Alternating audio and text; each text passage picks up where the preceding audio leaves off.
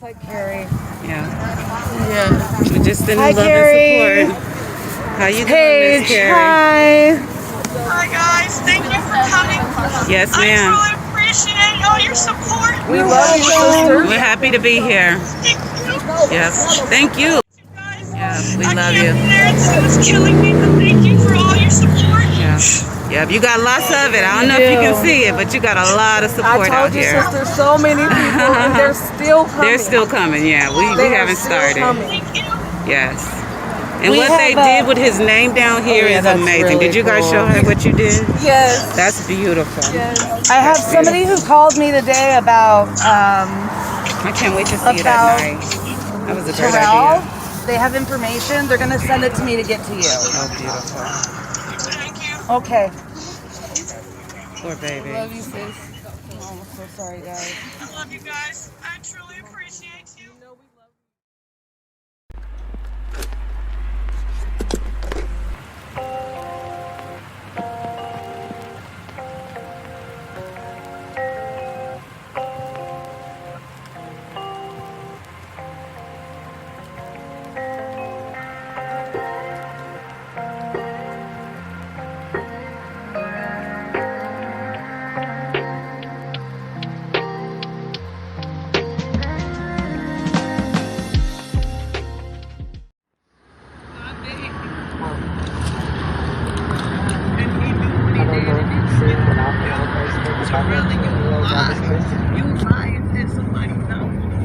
I've seen it on Facebook.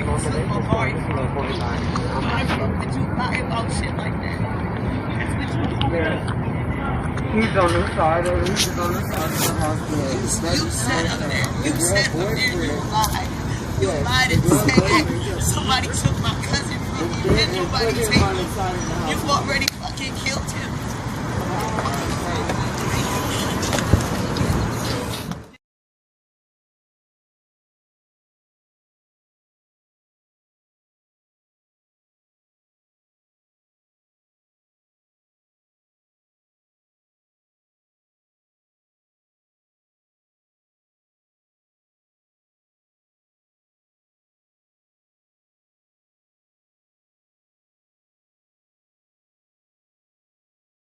Wednesday, May 5, 2021, 0701 and 57 seconds. I submitted Archambault 17420. Hi, I need to report an Amber Alert. Okay, who's missing that you know? My son, How old's your son? he'll be 3 in October. Where did you last see him?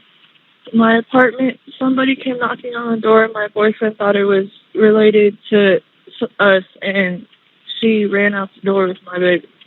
Okay, what address did this happen at? It's the Emerald Suite, Building J, off of Convention Center, Paradise and Swain. I'm in Colorado visiting my mom right now, so I'm not in Vegas. Did somebody No, I'm already call catching the this first in? flight. No, I'm the first person. Okay, also you said Paradise at Convention Center. Let me see. Give me one moment. Why didn't anybody call this in earlier? I just found out about it. It just happened. Oh no, why didn't they call police? They called me and I panicked and called you guys. So I know they're building J. Do you know what unit or apartment number they're at? It's on the inside building. We just moved right before I had left town, so I don't know what the apartment number is, but it's building J on the courtyard side, and it's the 3rd floor corner building all the way to the top left. Okay. And then, so do we know who might have taken the child, or no idea? At this point, I don't know because nobody knows where we live. But he claims that she said that she was my baby daddy's sister, but I don't talk to any of his family, and he's not on the birth certificate. He has no rights to my son. So he gave this girl the the child, and then they left. Is that right? He was packing my son's clothes, and she ran out the door with him. Okay. Let me see. Give me one moment.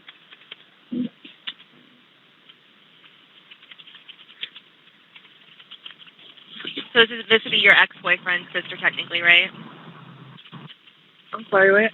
This is your ex-boyfriend's sister, correct? Yeah. Who is like, I'm sure, I don't even know her really. I'm sorry. Do we know how long ago we last saw the kid? Maybe 30 minutes. Do we know which way they went? No. Okay. Do we know if they left on foot or in a vehicle? Wearing a gray Adidas sweater with sweatpants. Oh, I'm sorry. Before we get to that, do we know if they left on foot or in a car? In a car. What color, make, and model car were they driving? He wasn't able to see it. Okay, that's He okay. was still in the apartment when she ran out. Okay. I already have a call set up, so I just need some more info. I want to clarify, there is no child custody paperwork involved, right? Or do you have full custody? I have full custody. Okay. My baby daddy was abusive to me when I was pregnant, and he went to prison for 2 years for beating on me when I was pregnant. And so he has no rights, no nothing, shouldn't be in contact. Okay, understood. And then what is the child's first and last name? Amari Nicholson, Amari. Spell Nicholson too, please. Nichholson.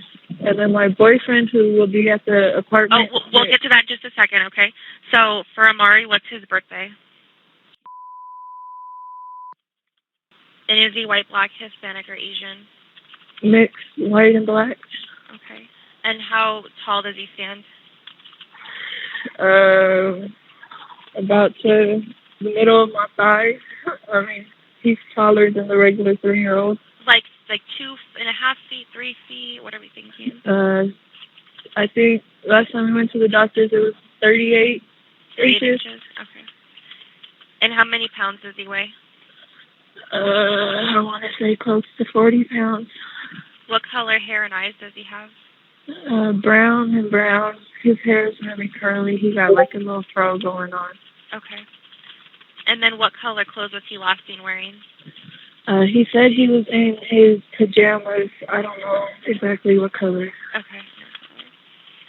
And what's the child's or the ex-boyfriend's sister's name? I'm assuming it would be.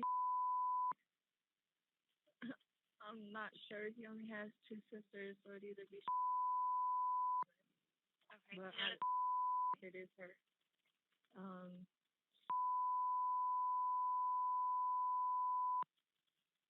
And last name?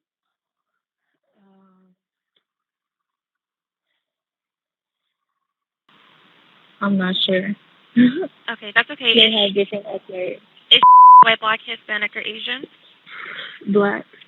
How old is she? I believe in her 30s. She used to be in the military. Okay. How tall is she?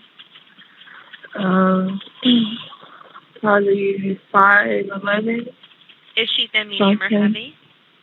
Medium. What color hair? I'm not sure what color. I'm assuming brown, but he said that she got brain thin, so it might be colorful, it might be normal. I'm not sure. Sure, no problem. And what color clothes was she last seen wearing? He said she had an Adidas sweatshirt on and sweatpants to that. Do you know what color? Adidas sweatshirt gray. and sweatpants? Okay. Gray. And it was also gray Adidas sweatpants too, right? Yeah. Okay. I don't know. If it is his sister, the only address I can assume that she's going to is his mom's house.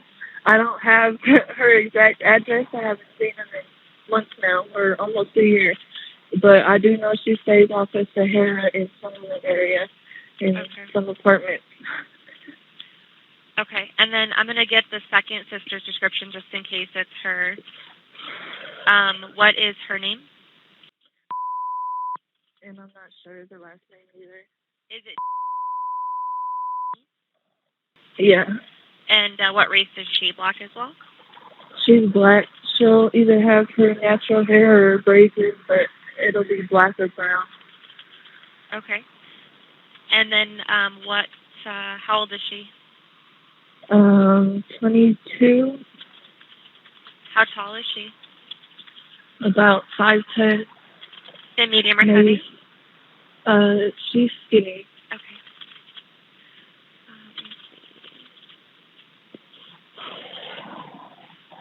Okay. And then, are they known to drink or do drugs, either one of them? No.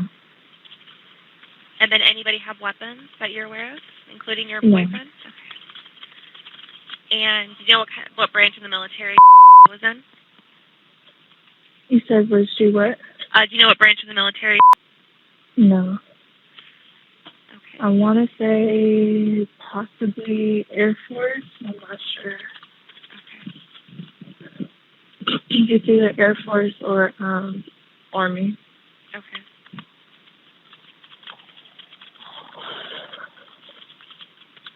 All right. And what's your boyfriend's name and phone number? His name is Terrell Rhodes. His phone number is area.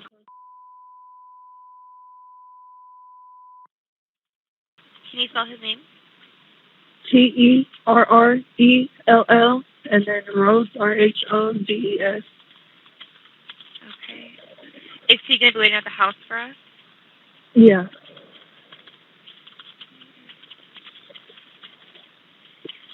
Anybody at the house showing COVID symptoms or exposure to COVID?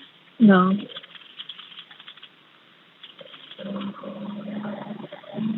And your first and last name, please? Taylor, Tayler, Mm-hmm. Nichols. Your callback number?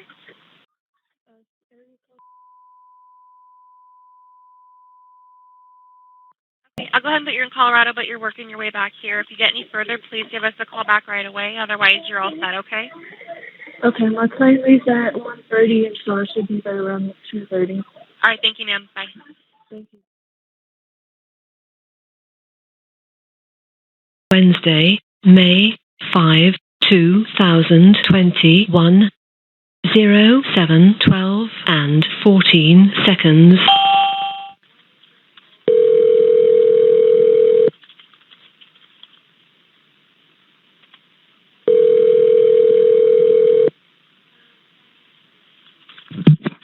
Hello.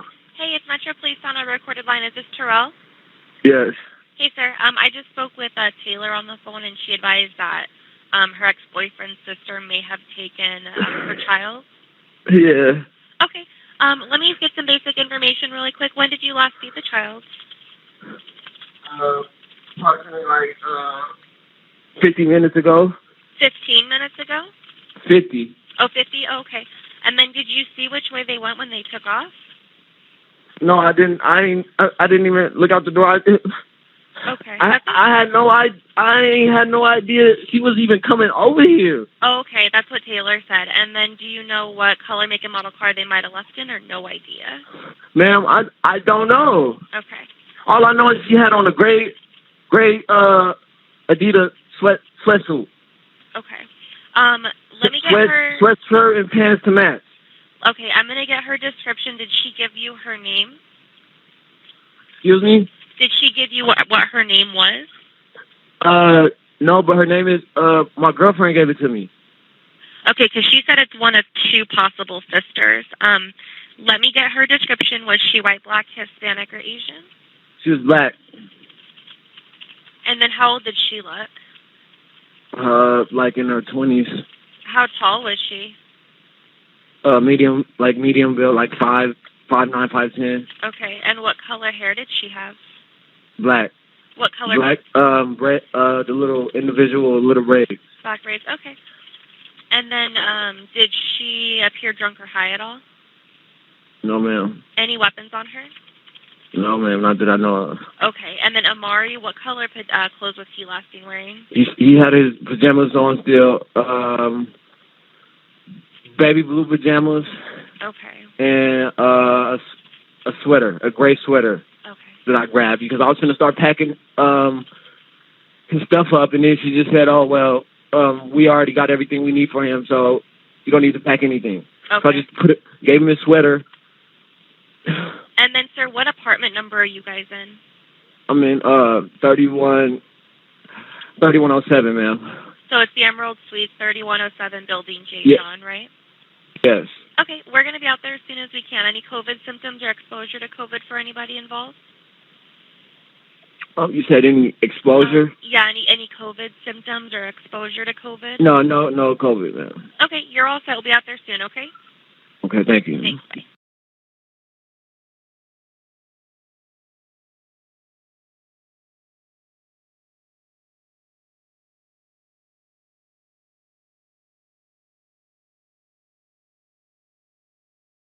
Wednesday, May 5, 2021, 14:58 and 37 seconds. Radio sister, and I'm here to pick up dispatcher 2773. How can I help you? Metro Dispatch, how can I help you? Hi, I had called you guys earlier this morning around 6 in the morning. My name is Terrell Nicholson, and I had tried to report an Amber Alert, but I was out of town, and so my son has been gone for half the day, and the police haven't been looking for him because they said that they're taking it as a civil matter until they're able to talk to me in person. Okay. Did you... I'm in town now. I just got off the plane. I'm at home. Is there a way that dispatch is able to come back out to talk to try to get the Amber Alert back? What was your address that you gave? Emerald Suites on Convention Center. It's off of Paradise and Plain. Okay.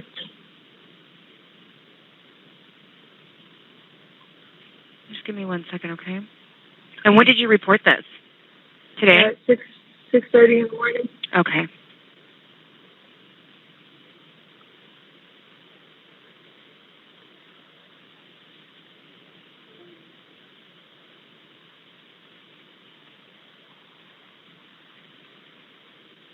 Okay. And what is your first name again? I'm sorry. Taylor. Okay. Nicholson. All right, Taylor. Let's take a look here. The police had came out and talked to my boyfriend. He was responsible for him. He had a whole piece of paper signed, dated, everything, saying that he was responsible for him while I was out of town. And one of the officers had called me while his partner was talking to my boyfriend.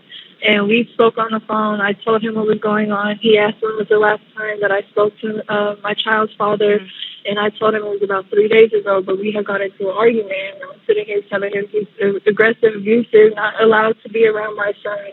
And the cop took it as I told him it was okay for him to take him. So the cop canceled out the Amber Alert and said that I have to get my son back by going to court when he was taken from my house. The lady came in the house and took him and ran out the door. So I don't understand why there's been no Amber Alert all morning while he's been gone for half the day. When he could be out of state because who took him lives in Reno. Okay. Let me find the event. Just give me 1 second, okay? Okay.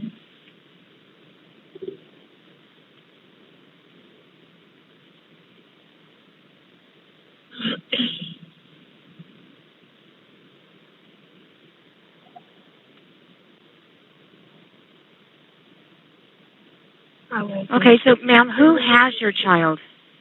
I don't know.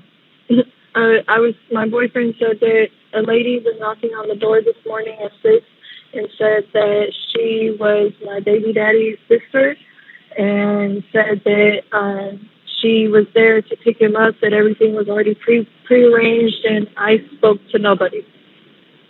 So they came in and took him and ran out the door with him. And so I don't know if it is his sister, if it's a total stranger. I don't know. Okay. Did you call her? I tried calling. I haven't spoken to them. He went to prison for putting his hands on me when I was pregnant, so it's supposed to be a no contact order. Okay. So the last time that I had spoke to him was about 3 days ago, and we communicate on Facebook. So his family, I haven't seen for about a year and a half now. And so none of their phone numbers are in order or working unless they did that on purpose. So I can't get a hold of anybody. Okay. What's the sister's name? Her name.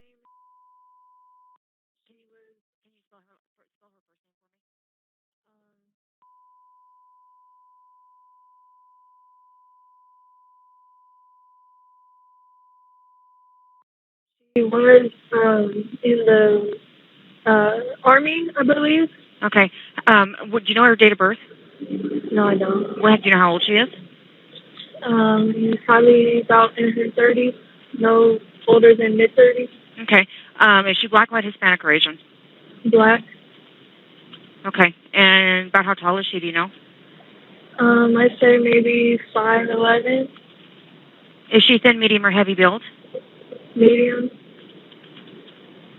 She drives a gray Hyundai Sonata, a newer model. Okay. And do you know if she drinks, does any drugs, or has any weapons? No, I'm not sure. Okay.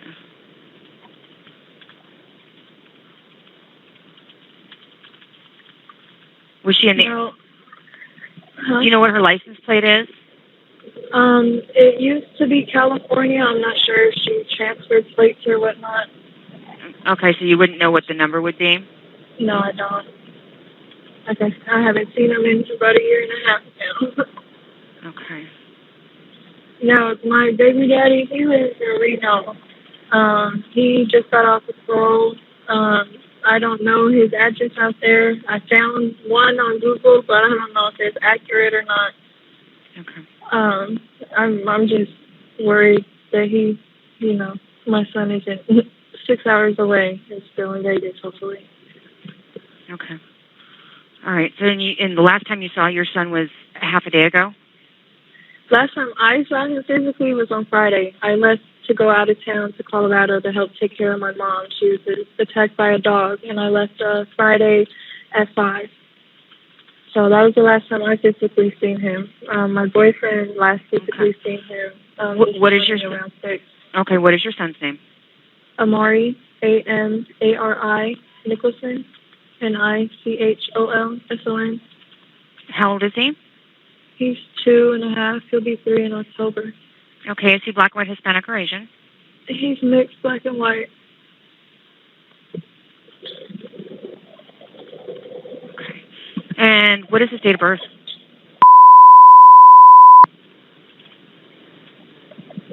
How tall is he? I want to say 38 inches. Okay. Do you know how much he weighs? Maybe around 40 pounds.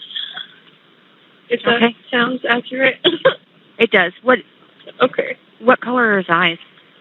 Brown. His eyes are brown? Curly little frogs.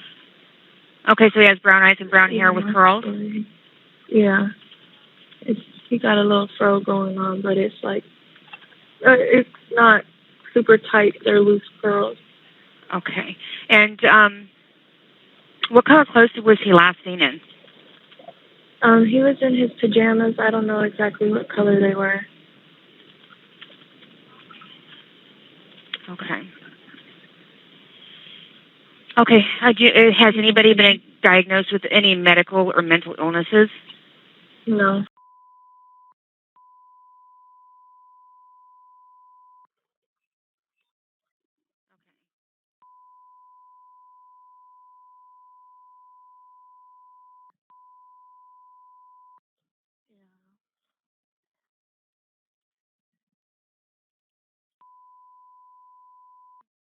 No, he doesn't.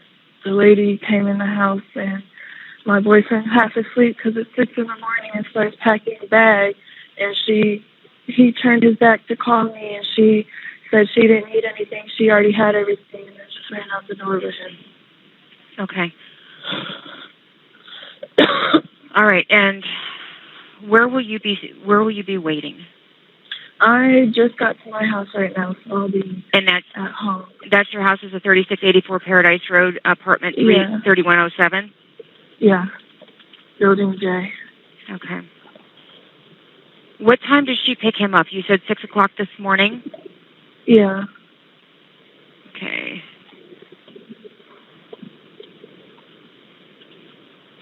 Okay, you did not see him, but your boyfriend saw him. Yeah. Okay.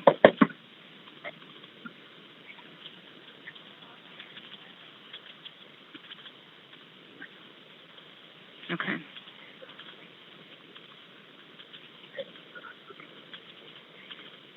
Okay. I will, what is your first name? Taylor. Taylor. And your last name, Taylor? Nicholson. Nicholson. And your phone number?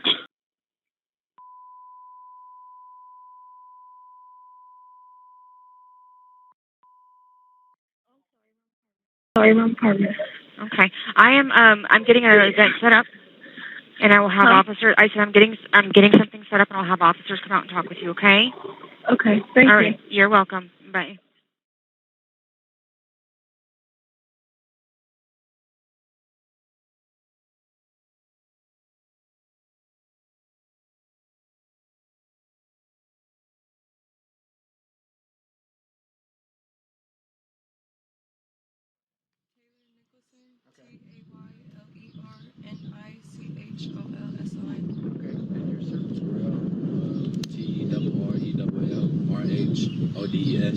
Terrell, How's the last name? Rhodes. Rhodes. Rhodes. Okay. Do you guys both live in Las Vegas then? Yes. Okay. Yes. Well, I guess just tell me your thoughts. I mean, this is 2 days now without your son. I mean, what's going through your mind?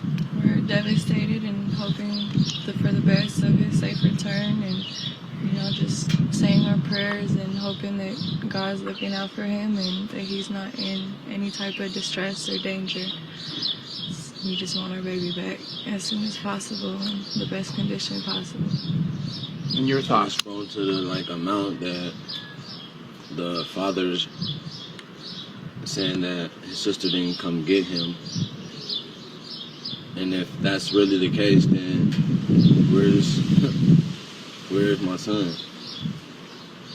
I mean, it seems to be, yeah, I mean, there's different stories floating around out there. I mean, can you just explain to me what you think happened?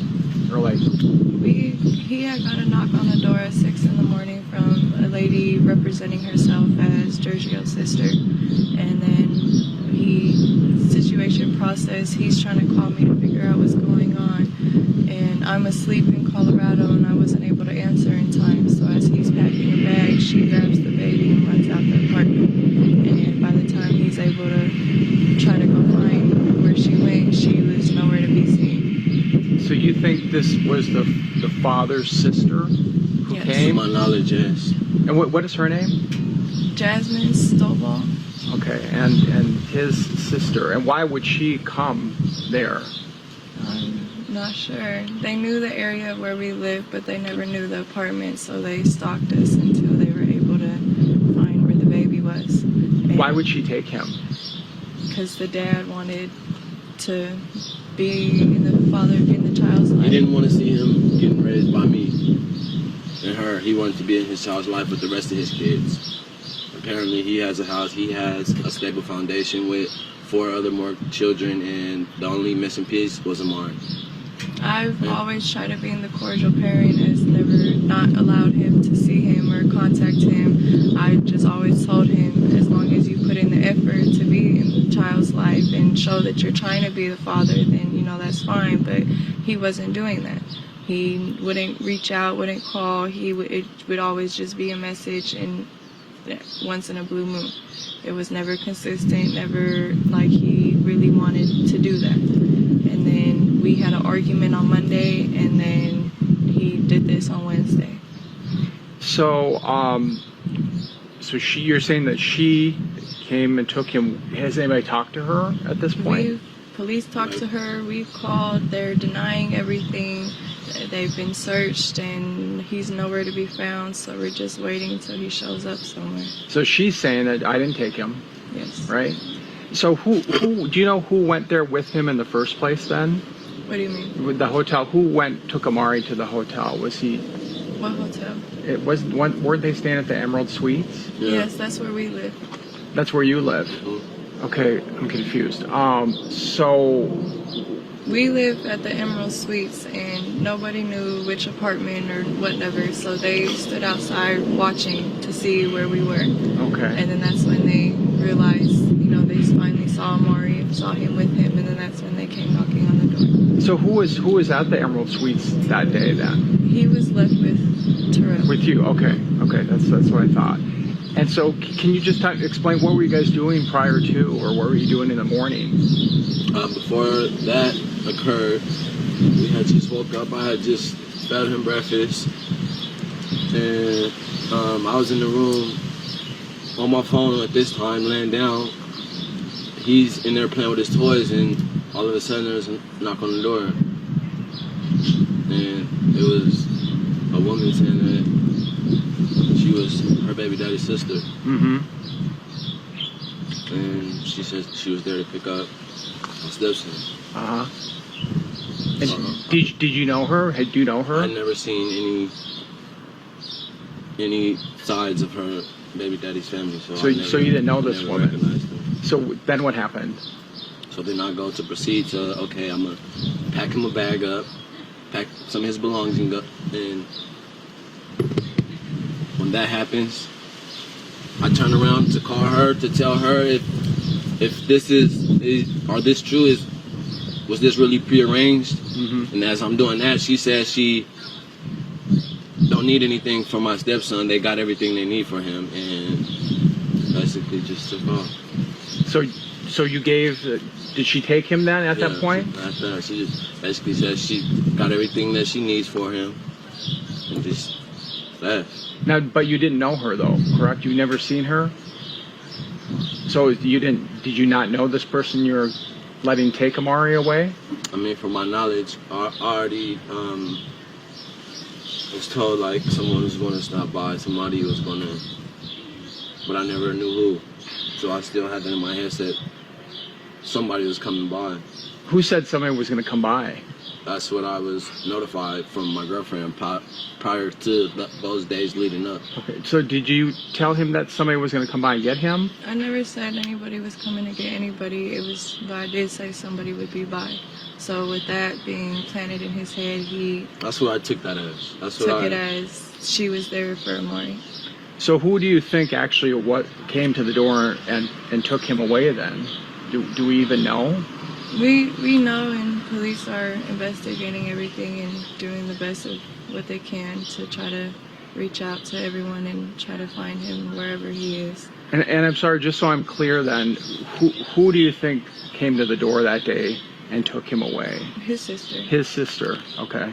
So do you think indeed that was the sister who came that day? Yes. To take the, okay. And what did she say to you? I mean, did you talk to her? The only words that we had were that she was there to pick up my stepson, and that she already had talked to my girlfriend about it. So when I turned around to go pack his bags up, get his few belongings together, she already said that she didn't need anything. They had everything for him, and that was it. You didn't even give him all of his things and stuff then, She correct? didn't take anything. She didn't take anything from you guys, okay. So now, did you okay the sister to come and get him? No, but his family never knew where we lived. They knew the area, but not the apartment number. And I never spoke to anyone giving the okay for anyone to come and take him or have him or anything. They just showed up uninvited. Okay. So you never told him that she was coming? No. But did you tell him somebody was coming? Yes. But did you tell him who was coming? No. No. So did you know exactly who was coming? You didn't know? Okay. When she arrived, that's first thought I had in my head was, oh, so this was the someone, I guess. It was coming. Okay. And sorry, just so I'm clear, I'm sorry I keep asking redundant questions, but so are you saying that the sister never had permission to come and get him? Correct. She just came and took him? Yes. Okay. And have you talked to her lately? So I think you just told me that. No, I haven't spoken to him or to his family in a year and a half. That was the first time that Giorgio went to prison 3 years ago for abusing me while I was pregnant. And he got released last year around August, and he visited him 2 days while he was in town, and that was the only time Giorgio's ever met and seen Amari. Okay. So his family, that was the first time they had seen him, was the one day of the visit. They haven't been to contact me, they haven't showed any emotion towards this. They haven't contacted me to get the story. They haven't contacted me to see where he is. They're not telling me anything. And then he sends a video into the newscasting, and he's smiling in the video. He's not showing any type of emotion, like as if he's really a concerned parent. It's like he just wants the publicity from it. So my understanding is he hasn't seen Amari much. No. Is what we were told. I've been present. You've been here, okay. So if he really hasn't been around, why do you think now all of a sudden he wanted to be around Amari? We've always had, like I said earlier, I've always tried to be the cordial person, you know, try to co-parent and whatnot. If he reaches out to me, I respond back. He's asked to see him a few times, but we haven't been able to make that arrangement work out yet. So he has asked to see him before. He has asked for him to come out there. He asked to have him for Christmas, and you know, we had already booked plans before he had asked, so we weren't able to make that happen. So he has tried to, but like I said, he doesn't put in any effort into trying to, you know, be a father in his life. So I'm not going to send my son to a complete stranger when, you know, I've been through that, and I'm trying to give my son the best life that he can and not have to go through the things that I did as in my childhood. So I'm telling him, you know, be more involved, FaceTime more so he can recognize you, so he can get an idea of who you are. And he never wants to do that. He expects everyone to do what he says on his time. Let me back up just for a second. So when they came over, now you said you called her, right? And you didn't talk to him right away? No, I was still asleep, so my phone, I didn't hear the first few calls until it was already too late. And when was it? How long was it when she came and took Amari till you actually finally talked to her? It wasn't that long. Probably like a minute. Oh, just quick. I called then. repeatedly. Okay. Until she answered the phone. And then what did you do after she left with him? I went running around the complex, just trying to search for any type of whereabouts or if I see anything. So so when you finally did get a hold of her, what did you tell her? I asked her, was anybody supposed to come get him? Was that who she was talking about when she said someone's going to be by? And what did you say? No. I was in panic mode, and I told him no. Okay, so now you're thinking, okay, I was not supposed to probably do that, or whatever the case. And then so you started running around, looking around. Can you tell me more about that? There's nothing. I was running around and found nothing, seen nothing. They were already gone. He never handed the baby off to anybody. She took him. So there was no reason to look. Now, when did you call police? Right after. And what did they tell you? They came out, and it was a misunderstanding, said it was a civil matter, and stopped the pursuit of a missing child until I arrived into town at 3. And, well, the plane landed at 2:30, so I made it home around 3. And that's when they started the actual investigation. So when did you leave to go to Colorado? I left on Friday. About what time? About 4. 4? Did you fly or drive? I Flew. And what time did the plane leave-ish? Like around 3:50. 3:50. And what airline was it? Frontier. Frontier. Okay. And tell me again why you were in Colorado. My mom got attacked by a dog, and the dog ate her ligaments, chewed her foot up, and she needed surgery she was in surgery for 2 hours and got over 60 stitches in her foot. Okay. And so she's crippled on a scooter, can't walk, can't do anything. So I went out there to help take care of her. And so you got there on Friday, correct? Correct. And what time did you get in? I'm sorry. I got in around like 5 or 6. 5 or 6. Okay. And then you stayed there Friday, Saturday, Sunday, Monday, Tuesday, and Wednesday, right? Yeah, Wednesday's when I came back out here when I heard what happened. And what time did the plane leave on Wednesday and get back here? It left at 1:30 and it got here at 2:30. 2:30. Was it Frontier? Yes. Again? Okay. And I mean, what were you doing all this time after he told you this? I mean, were you just freaking out, or what were you? Panic mode, freaking out, crying, screaming, just my baby's gone. Yeah. And I'm hundreds of miles away and I can't go out and look for him. So I'm driving to the airport. My mom lives in the country, so it's a 2.5-hour drive to the airport. So I'm speeding through all these little hick towns trying to hurry up to get to the airport because my baby's missing and I need to hurry up and get home. Yeah. And what would you say to Amari? I mean, she's out there watching and it's TV, or the sister's watching, or whoever's. What would you say to him? If anybody got him, bring him back. Anybody know anything, let us know. Mommy and Daddy loves him, and we hope that he's okay and playing happy, and we're gonna bring you home soon. I mean, I can't imagine. I mean, it just must be to not have the little boy. I mean, anybody who has a child would just be going, what the heck?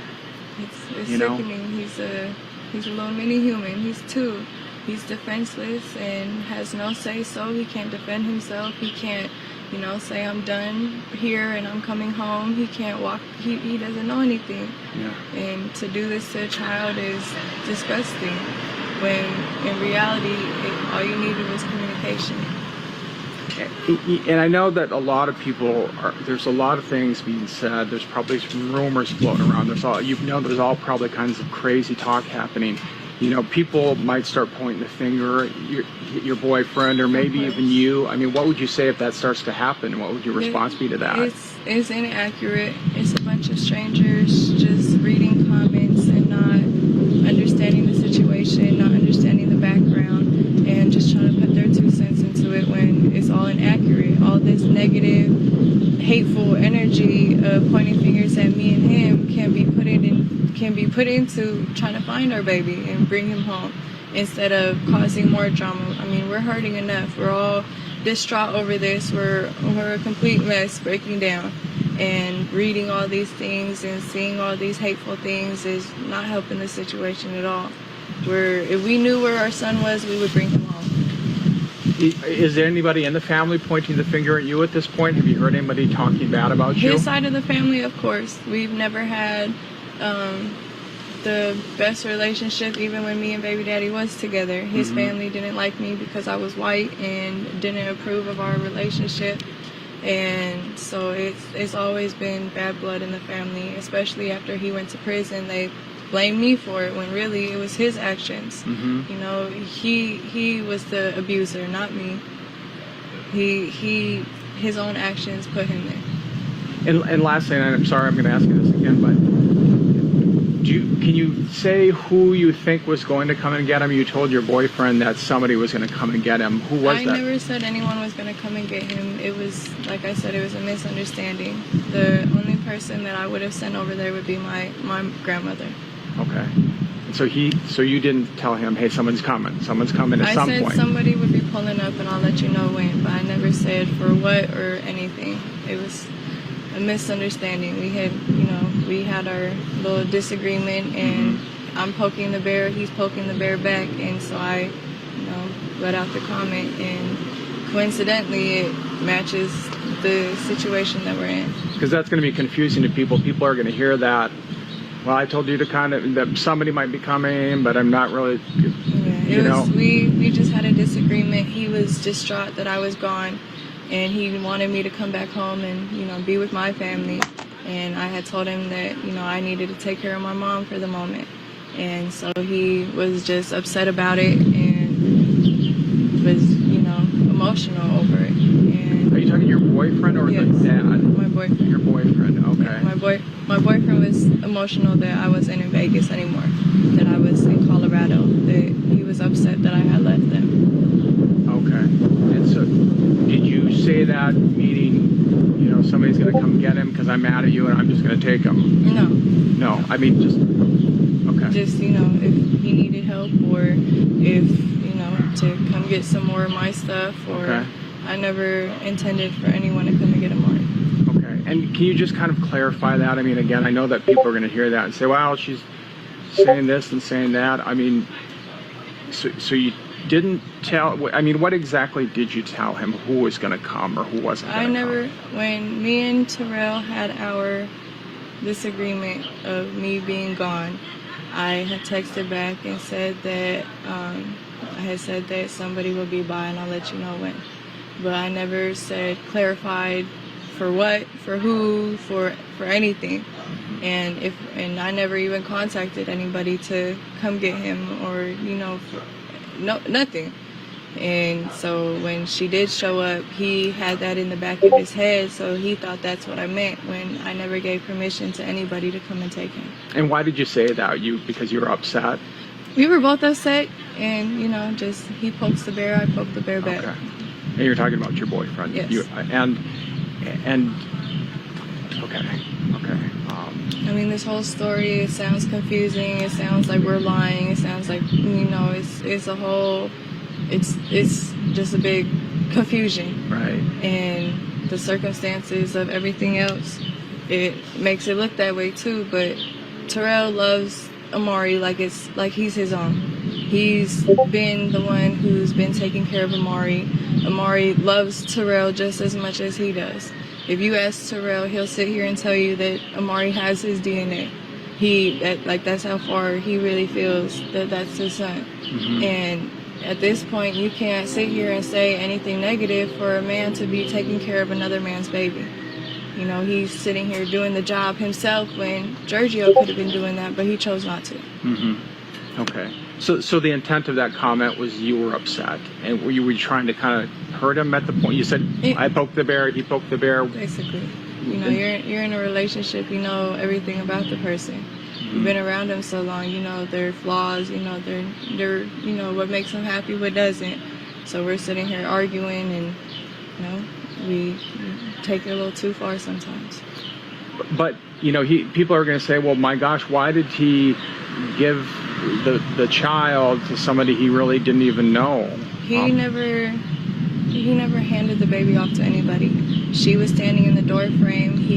It's a weekly, so it's all open floor plan and whatnot. So he had turned his back to go pack the bag and call me. And at that point, when he was calling me, I was asleep, so I couldn't hurry up and answer. So she grabbed Amari, because he's running around playing with his toys. Mm-hmm. She grabbed him and said she didn't need anything and rushed out the house. So by the time that I had answered, he ran downstairs, and she wasn't in the parking lot. She wasn't on the property. They were already gone. Oh, so what floor were you on? We're on the third floor. You're on the third floor. Okay, so were both of them up on the third floor? Correct. Amari and your boyfriend were both up there. And when did she take him? When he was upstairs, or was he somewhere else? Upstairs. They were in the apartment the whole time. She stood in the door frame when she took him. Okay, and then when did he see her take him? Yes. And then he didn't say anything because he thought somebody was coming, correct? And then they just left. He was just trying to call me and understand what was going on, because he was clueless as well. Yeah. So by the time that I had answered, 2 minutes later, it was too late. Okay. And did he see what kind of car she was driving or anything like that? Nope. Do you think that he shouldn't have given him to her? He never gave her. So she just took him, is what you're saying. He didn't physically say, here you go. No, he wasn't even able to give her any of his belongings. She took him and left. Yeah. Okay. Well, anything else that you want to say? What else did I miss, or what do you think is important for people to know? I don't know. I mean, Giorgio's sitting over here posting pictures of him and Amari together, when those pictures was the one and only time that he ever met him. And that was a whole 1.5 years ago. And now they're posting a bail, or not a bail, they're posting a reward, and sitting here denying that they have Amari, sitting here pointing fingers at us, when, if Terrell didn't even know that he had any siblings or knew any about his family background, why would he make up saying that his sister took him when he didn't even know that he had a sister? Mm-hmm. And Terrell didn't give the baby to nobody. Somebody came and took him. Mm-hmm. He, like I said, he loves Amari like he's his, and he's a complete mess over this. I'm a complete mess over this. We just want to bring our baby home. Right. And so, we're asking for the public to just share the post on Facebook, share the news things, and let the word be out so everyone can be on the lookout for where Amari is, and if they see Amari, and to hurry up and bring him home, because his family misses him. Have you talked to police lately? I mean, what are they telling you? What are you telling them at this point? I mean, I'm giving the police everything of our knowledge of what's going on, our knowledge of where he could be at, and they're writing everything down, looking into everything, and they're doing the best that they can, and we're just trying to help influence them into looking into the right direction. Okay, and do you think they're doing enough at this point? Or? I feel like they could be doing a lot more. I mean, he was missing for 8 hours and nobody was looking for him because of a misunderstanding over the phone when they could have just made another phone call and verified. So do you think they should have looked more right away and started Yes. a search at the right when you called? Yes. Okay. And anything else you want to say to people, or any other thoughts that you have?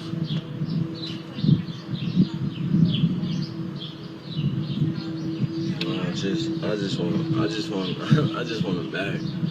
I just want him back where he need to be, back with us. Like, people is making this a finger pointing game, and this is not a finger pointing game. My son is really missing, and that's how the family's saying that they don't know where he is or what's going on. So it's it's a lot. It's a lot. Okay, guys. Well, thanks. I appreciate it. I'm gonna just jump in. Did you guys call? I know that the aunt apparently is the one who called us, right? Did you guys call any media? No, we weren't able to. We were dealing with police from... Ever married or just? No, we were just in a relationship. When did you start going out? How long ago? We were together 4th of July of 2018. Amari was born. I'll be a father now. But I told him that I wasn't going to take him to him until Amari was able to recognize who he was. So he needed to do more things before you would trust him? Go chat with Amari, and then I said, okay, cool. And then once we go from there, we can work towards visits or whatnot. I mean, he lives 6.5 hours away. I'm not going to just go drop my son off at a stranger's house. Mm-hmm. And something happened and I'm 6.5 hours away and can't get to him. Okay. So you chatted, you talked, he said he wanted... Every day. And I said, that's fine. And he said, okay, so we're on the same page. And we'll go from there. And then he just took things into his own hands. So he wanted... did you ever do any with him? No, because I was out of town. I didn't have him. Oh, yeah, of course. Okay. So you were talking about when you came back. Yeah. I didn't do it. I didn't take anybody. I had nothing to do with that. Disgusting because Amari doesn't know anybody. He's distraught. He's in a house full of people that he doesn't know who they are, and he doesn't know where his mommy and daddy are. And for this man to have Amari in hiding and not sitting here letting us know anything, like, at least let me know my baby's okay. At least. Like, but we're not even getting that. You're not telling me that he's safe. You're not telling me that he's not harmed. You're not telling me that he's okay. Nothing. Mm-hmm. Like, he needs medicine, and he's not able to get that. What does he take medicine for? He has asthma. Oh, okay. Did you have the asthma? Yes, and he has a and they didn't broke out and he has a rash on his neck, and got medicine for his rash. He needs that. He tried packing everything. Okay. And they didn't even take it. And when she grabbed him, you didn't say anything? You say, hey, wait, or here's the bag, or wait, don't take him, or anything like that? What? She basically just did that before I can say or do anything. I was already a step in the room, ready to on the phone with her and trying to pack a bag at the same time. Yeah, but again, your understanding was somebody was coming to get him, so.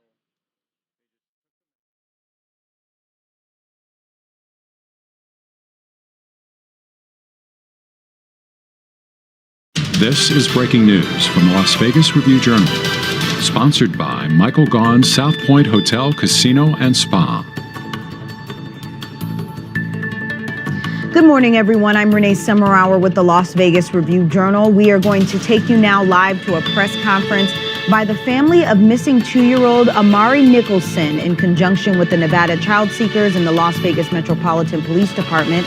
The family is asking for the public's help in locating Amari, who was reported missing on May 5th. Now, donations are soaring. They've gotten up to about $30,000 so far for anyone that has any information in regards to Amari's location.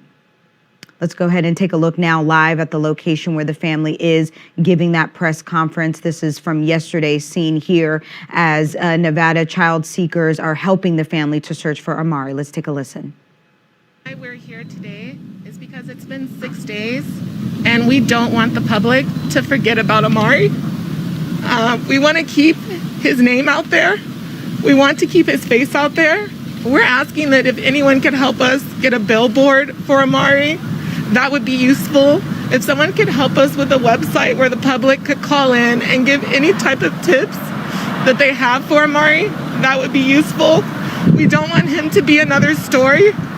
We want people to remember Amari and help us bring him home safely. Have you been updated at all on the police investigation? What's the latest? Any new information? It's an active investigation. So there's only so much that the police can tell us. We do know that they're using all their resources to help us find Amari, but we still don't have any leads, which is why we're continuing to come out and ask for people to continue to look for Amari and help us find him. We need the public's help. Also, the family has been out searching, going door to door. Is that right? Can you describe for us what your efforts have been? Yes, we've been staying in this area mostly. There are other search teams out and about in the city looking. But basically what we're doing is just trying to jog people's memory, get his picture out there, keep him in everyone's mind, and remind everyone it's 6 days and there's still a 2-year-old and we have no idea where he is. I have a question for Margarita. Was there an Amber Alert issued in this case? And if so, why not? So the Amber Alert Nevada criteria is the child has to be taken with a vehicle description, and there is no vehicle description. We also don't have a suspect description. So those are 2 criterias for the Amber Alert Nevada. They are different in every state, but this is unfortunately what Nevada's criteria is. But what has been issued and what was activated is missing endangered child alert, which is what Metro has activated and also our agency. So if you're watching this and you shared that flyer, thank you, because you made the difference. There have been tips that have come in, but unfortunately we don't have that information. It goes directly to law enforcement, and we just need more people to just come out. And I know you've been probably out here. We've had hundreds of volunteers come and help share flyers, but we can't stop. We're not gonna stop until he's found. Do you feel confident that Amari's not with anyone on the paternal side of the family? You know everyone in your family, right? And if the person said that they were on the paternal side, is there any possibility that someone on your side of the family has him, or you've ruled that out? There's no possibility that anyone on our side of the family has him. And that's why we're out here, to try to figure out who does have him. Someone has to have seen something. Have you been in contact with the mother's side of the family? Are they helping? And I know yesterday you said that, not pointing fingers or any of that, but what's their involvement? And are they trying to help too? We have not been in contact with the mother's side of the family. We are open to working with her. We want her to know that we want to help her find Amari. Like I mentioned before, we're moms. I can't imagine what it's like to not have your son at home for 6 days in a row and have no idea where he is. So we want to help her find her son. What's your reaction to knowing that she's not out here with you guys trying to help? I don't know. I honestly don't know. And I don't want to speculate because I don't want her to feel like we're against her. But we're here to help her. We want to help her find her son. Did you guys talk to anybody at both suites, any managers? Do you know if the video was working at the time, the camera system? That's a part of the investigation that the police are conducting right now. Have you talked with any neighbors who knew Amari or his mother? We've talked to neighbors, and I mean, we're just not getting any leads on where he could be. And that's why, it feels like we've exhausted what we could do here for now. And that's why we want to reach out to people everywhere.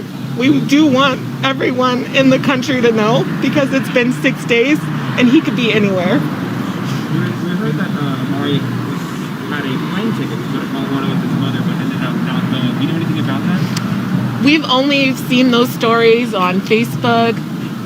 We don't know for sure. And like I said before, it's an open investigation. There's only so much that they will tell us right now. So right now we feel like all of that is speculation until the police come to us and say that that's a fact. What's next for you guys today? Are you going to continue handing out flyers, or what would you like to be done? We're going to continue to hand out flyers in different parts of the city. But like I said, we need more. We need more resources. Yeah, and what's our plea today as well is to just let the public know that you can call Nevada Child Seekers. Our phone number is 702-458-7009. I will drive to you and I will give you flyers if you want to hand them out in Pahrump or any part of the city. If you are out of state and you want to share and be a part of this, I will mail you flyers. There is nothing we won't do to help bring them home. What do you want people to know about Amari and his personality and his, so young? Right. What we want is for people to connect this to them. Think about a 2-year-old that you know. Think about what a 2-year-old can do. How far can a 2-year-old go? How well can a 2-year-old communicate? And that's why we're devastated. If anyone has had a child or has been around a 2-year-old, you know how defenseless they are at this age. And that's why we need help. We need resources. We need to get Amari's name out there. We don't want people to forget about him the same way they wouldn't forget about the 2-year-old at their house. So just think about how you would feel if this was your 2-year-old and you hadn't seen him in 6 days and no one knew where he could possibly be for 6 days. How is Amari's father holding up? The best he can. The best he can, yeah. There's not much that he feels defenseless. Like, there's not much that he can do to bring his son home. And he also has no idea where his son is.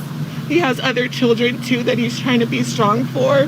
But what can you do in this situation? Like, there's no handbook for how to feel or how to handle this. As far as we know, since Amari has gone missing, no. What's the living arrangement? Do they go back and forth at share custody? Could you describe it for us? His mother had sole custody of Amari. They were beginning to try to communicate and, get a better relationship going between the two, but his mother had full custody. Have there been any talks about a reward to get Amari back? There is a reward, $30,000 for anyone that can bring Amari home safely. You mentioned possibly a billboard or a website. There's a lot of billboards around Las Vegas. What is your message to those people who can make that possible? Please help us. Please help us.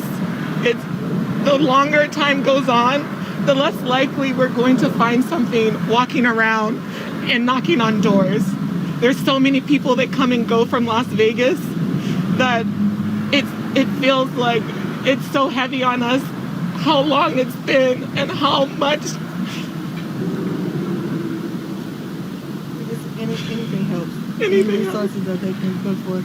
If you know somebody who can either put his flyer in print or on a billboard or, this billboard right here would be fantastic. Once again, we're just a family begging for help. And moving forward this week, I know you throughout the weekend and yesterday and today you have us out here. Can you maybe just go over the plan and you can expand maybe a little bit more to this area? I don't know if the strip is part of the idea of doing that. We've covered some of the strip. We plan on doing more today. And like you said, different areas throughout Las Vegas. We're not going to stop. Anywhere we can look, anywhere we can go, we will be doing. And if you're out there and you see someone hand you a flyer of Amari, please take it. Please take it. Because you don't know what. You may have some information and unknowingly that could solve this. That can solve it and bring them home. So we initially started, of course, with Metro, the search right here in front of the Emerald Suites. I know they've done all of their investigation in this area, interviewed people. I know they're still doing it. But as a team, we're going to start doing pockets of the city from like Summerlin, to the Strip, to Anthem. And if you're in those areas and you want to help, contact our office. I'll give you flyers. We just need more people, like I said, sharing his story and sharing our plea to bring him home. Have you guys talked past with Amari when he was taken? We had no contact with him. What about his family at all? No contact with any of them. Their relationship, are you guys familiar with anything about their relationship? I mean, how long were they dating, anything like that?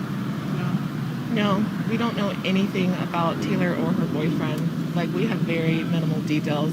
And that's why we're trying not to discuss it too much, because we don't want to speculate. We don't want to put things out there that aren't true.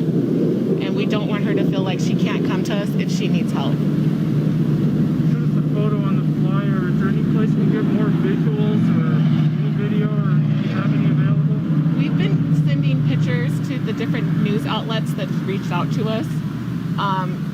But that's about it. Is there any history that you know of with Amari, CPS with the mother or anything like that? We can't confirm or deny. We don't know.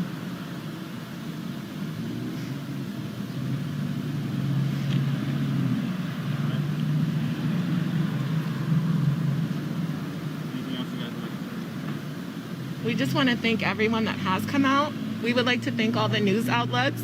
When we reached out, you guys responded so quickly to help us, and we do appreciate everyone's help.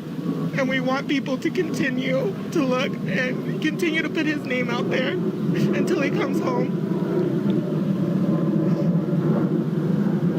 Thank you.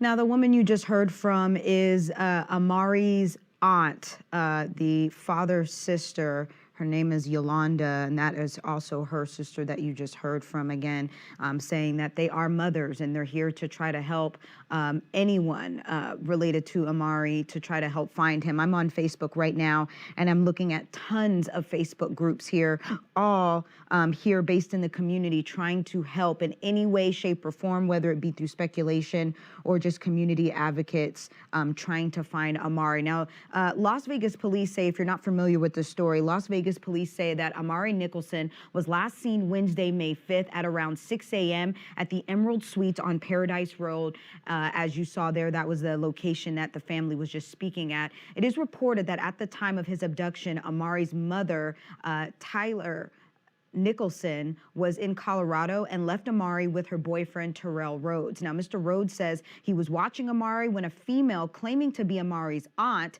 came to where they were staying on the 3rd floor of the Emerald Suites and informed him that she was Amari's father's sister and that she was there to pick Amari up on her brother's behalf. Now, Mr. Rhodes stated he was not apprehensive about the woman who he'd never met before because Miss Nicholson had informed him that someone would be coming to pick up Amari. So while Mr. Rhodes was attempting to verify the woman's identity with Mrs. Nicholson, Mr. Rhodes reported that the female informed him that her brother's family would be taking care of Amari and that they didn't need any of his belongings. So she picked up Amari, took him from the room, and exited the 3rd floor, and no one has seen Amari since that day.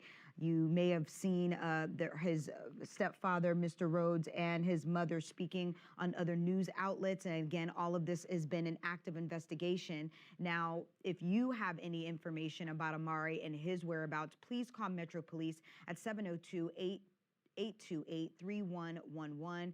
And as always, we will continue to update you with the latest on this case and the developing story online on our website, lvrj.com. And we will have an update on all of today's events for you this evening at 7 p.m.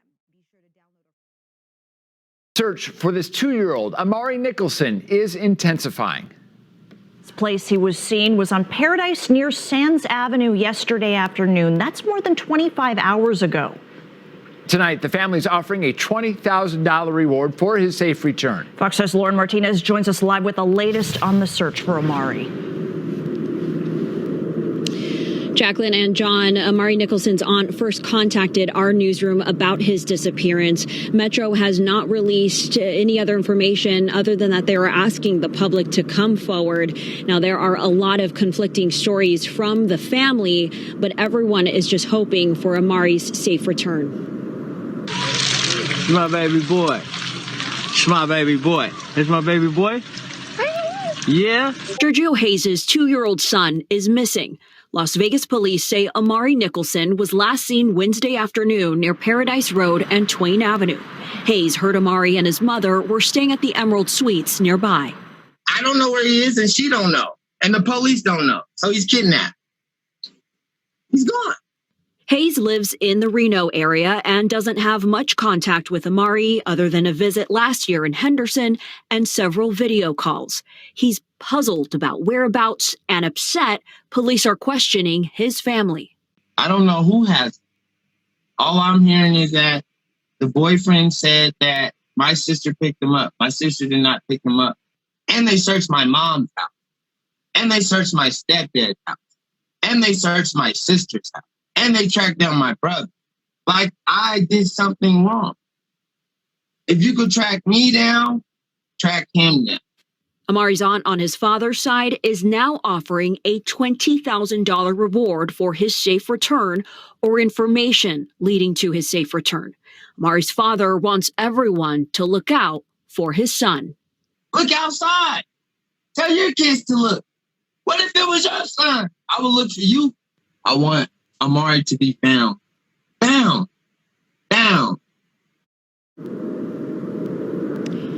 Now, the mother of Amari posted on Facebook claiming she was in Colorado at the time she left Amari with her current boyfriend. In that same Facebook comment, she also accused Hayes' sister of taking Amari. So there are a lot of questions on who had Amari at the time he went missing. Police, again, are urging anyone with information to come forward. You can remain anonymous. And again, the family is offering a $20,000 reward. Reporting live from Metro's headquarters, Lauren Martinez, Fox 5 News Local, Las Vegas. The search for 2-year-old Amari Nicholson has ended. Tonight, police say his mother's boyfriend has confessed to his murder. This turn of events weighing on the hearts of the Valley community after a 6-day push to bring the boy home. But the hunt for answers continues, including a motive and the whereabouts of Amari's remains. Our Fox 5 team coverage with developments since the story broke last week, and we continue our coverage tonight. Drew Andre is keeping an eye on the hotel where the boy was last seen. That's where heavy police presence remains tonight, and people are gathering to mourn the child's death.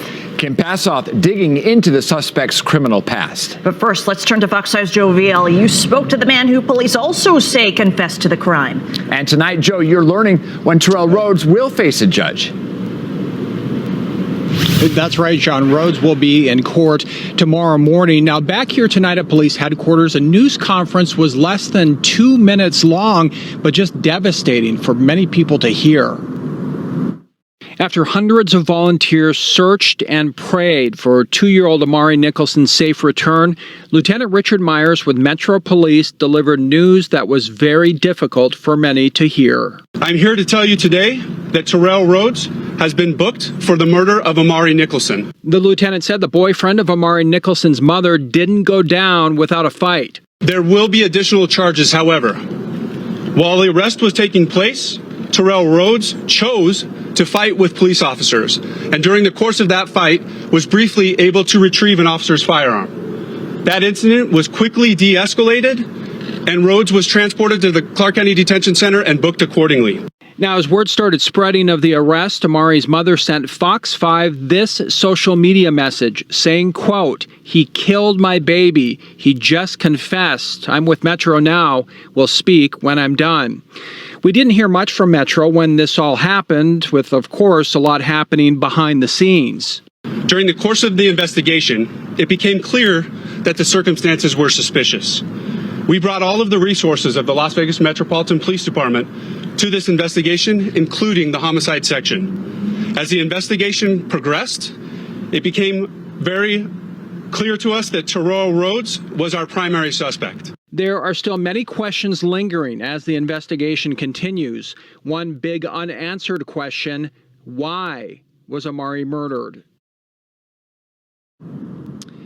And also not discussed, a possible motive. And I'll be in court tomorrow.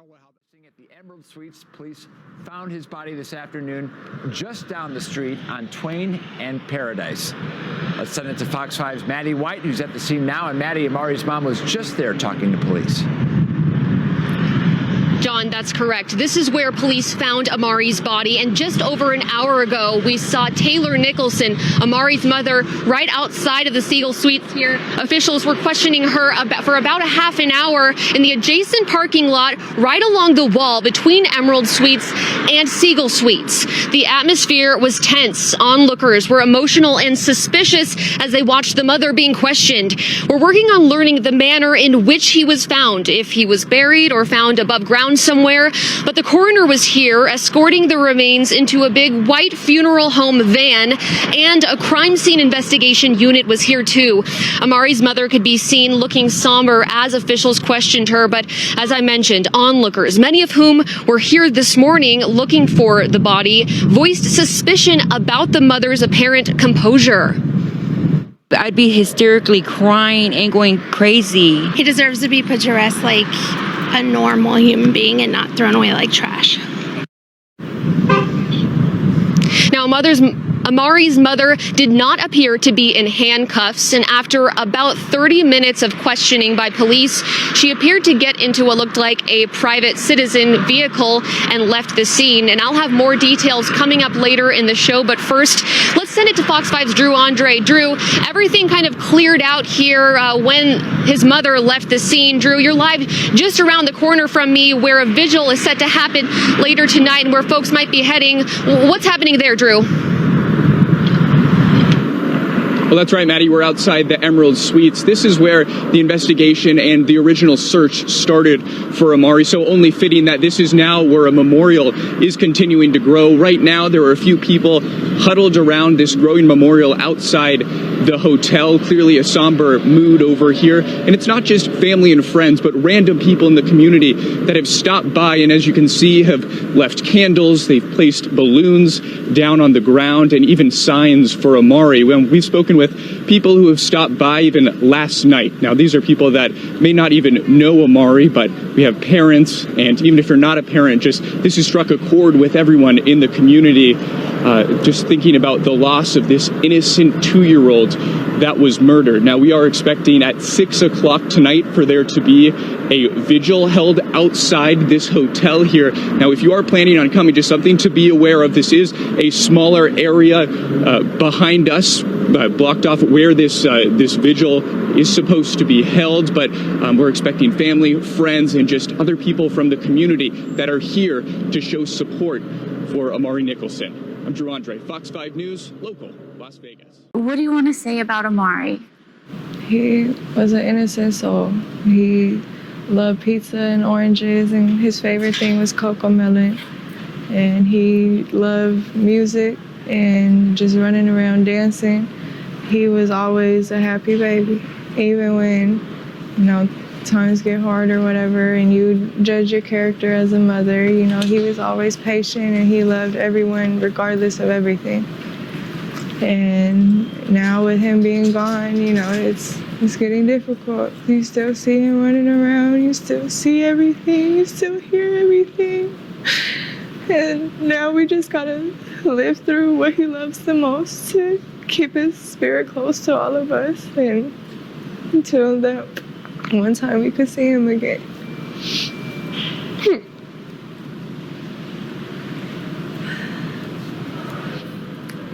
How come it was important for you to come to court today? Because this man betrayed me. He hurt me. He took my whole purpose of life away from me. And I don't want him to sit back and think that he's going to get this at all easy.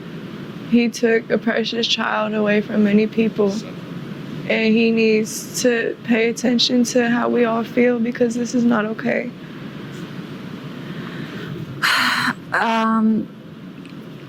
You can choose not to answer certain things, right? So I just want to be clear. But the public is suspicious of you. You're also a mother who lost a child. What do you want to say to address that? I feel like it's hard for me right now. I can't grieve in peace. I can't grieve properly at all. I'm being advised to stay home because it's unsafe. I'm not being able to be included in any of this, and I'm the one hurting the most. My baby's gone. I can't, it's hard. And everyone in the public, you know, we respect your reach outs for the ones who do actually genuinely care and at least are trying to understand just as we are. And for the ones with the negative comments, we're still in court. I can't, it's very limited for things to be able to be said in the first place. And the negative comments is horrible. My son's up there looking down on all this, and he loved everyone for anything. And to sit here and see that this has brought hatred out of people when we're mourning over a child, that's horrible. He would not want that. And so, did you believe Terrell when he said a woman came to pick up Amari? I did. I had trust in him, and I would have never fathomed that this would have been the outcome. It is horrible. Was there ever a point before his arrest where you didn't believe him? No, not necessarily didn't believe, just started being more aware of the signs until on Wednesday when we went to Metro. When you found out, what went through your mind? My head just fell.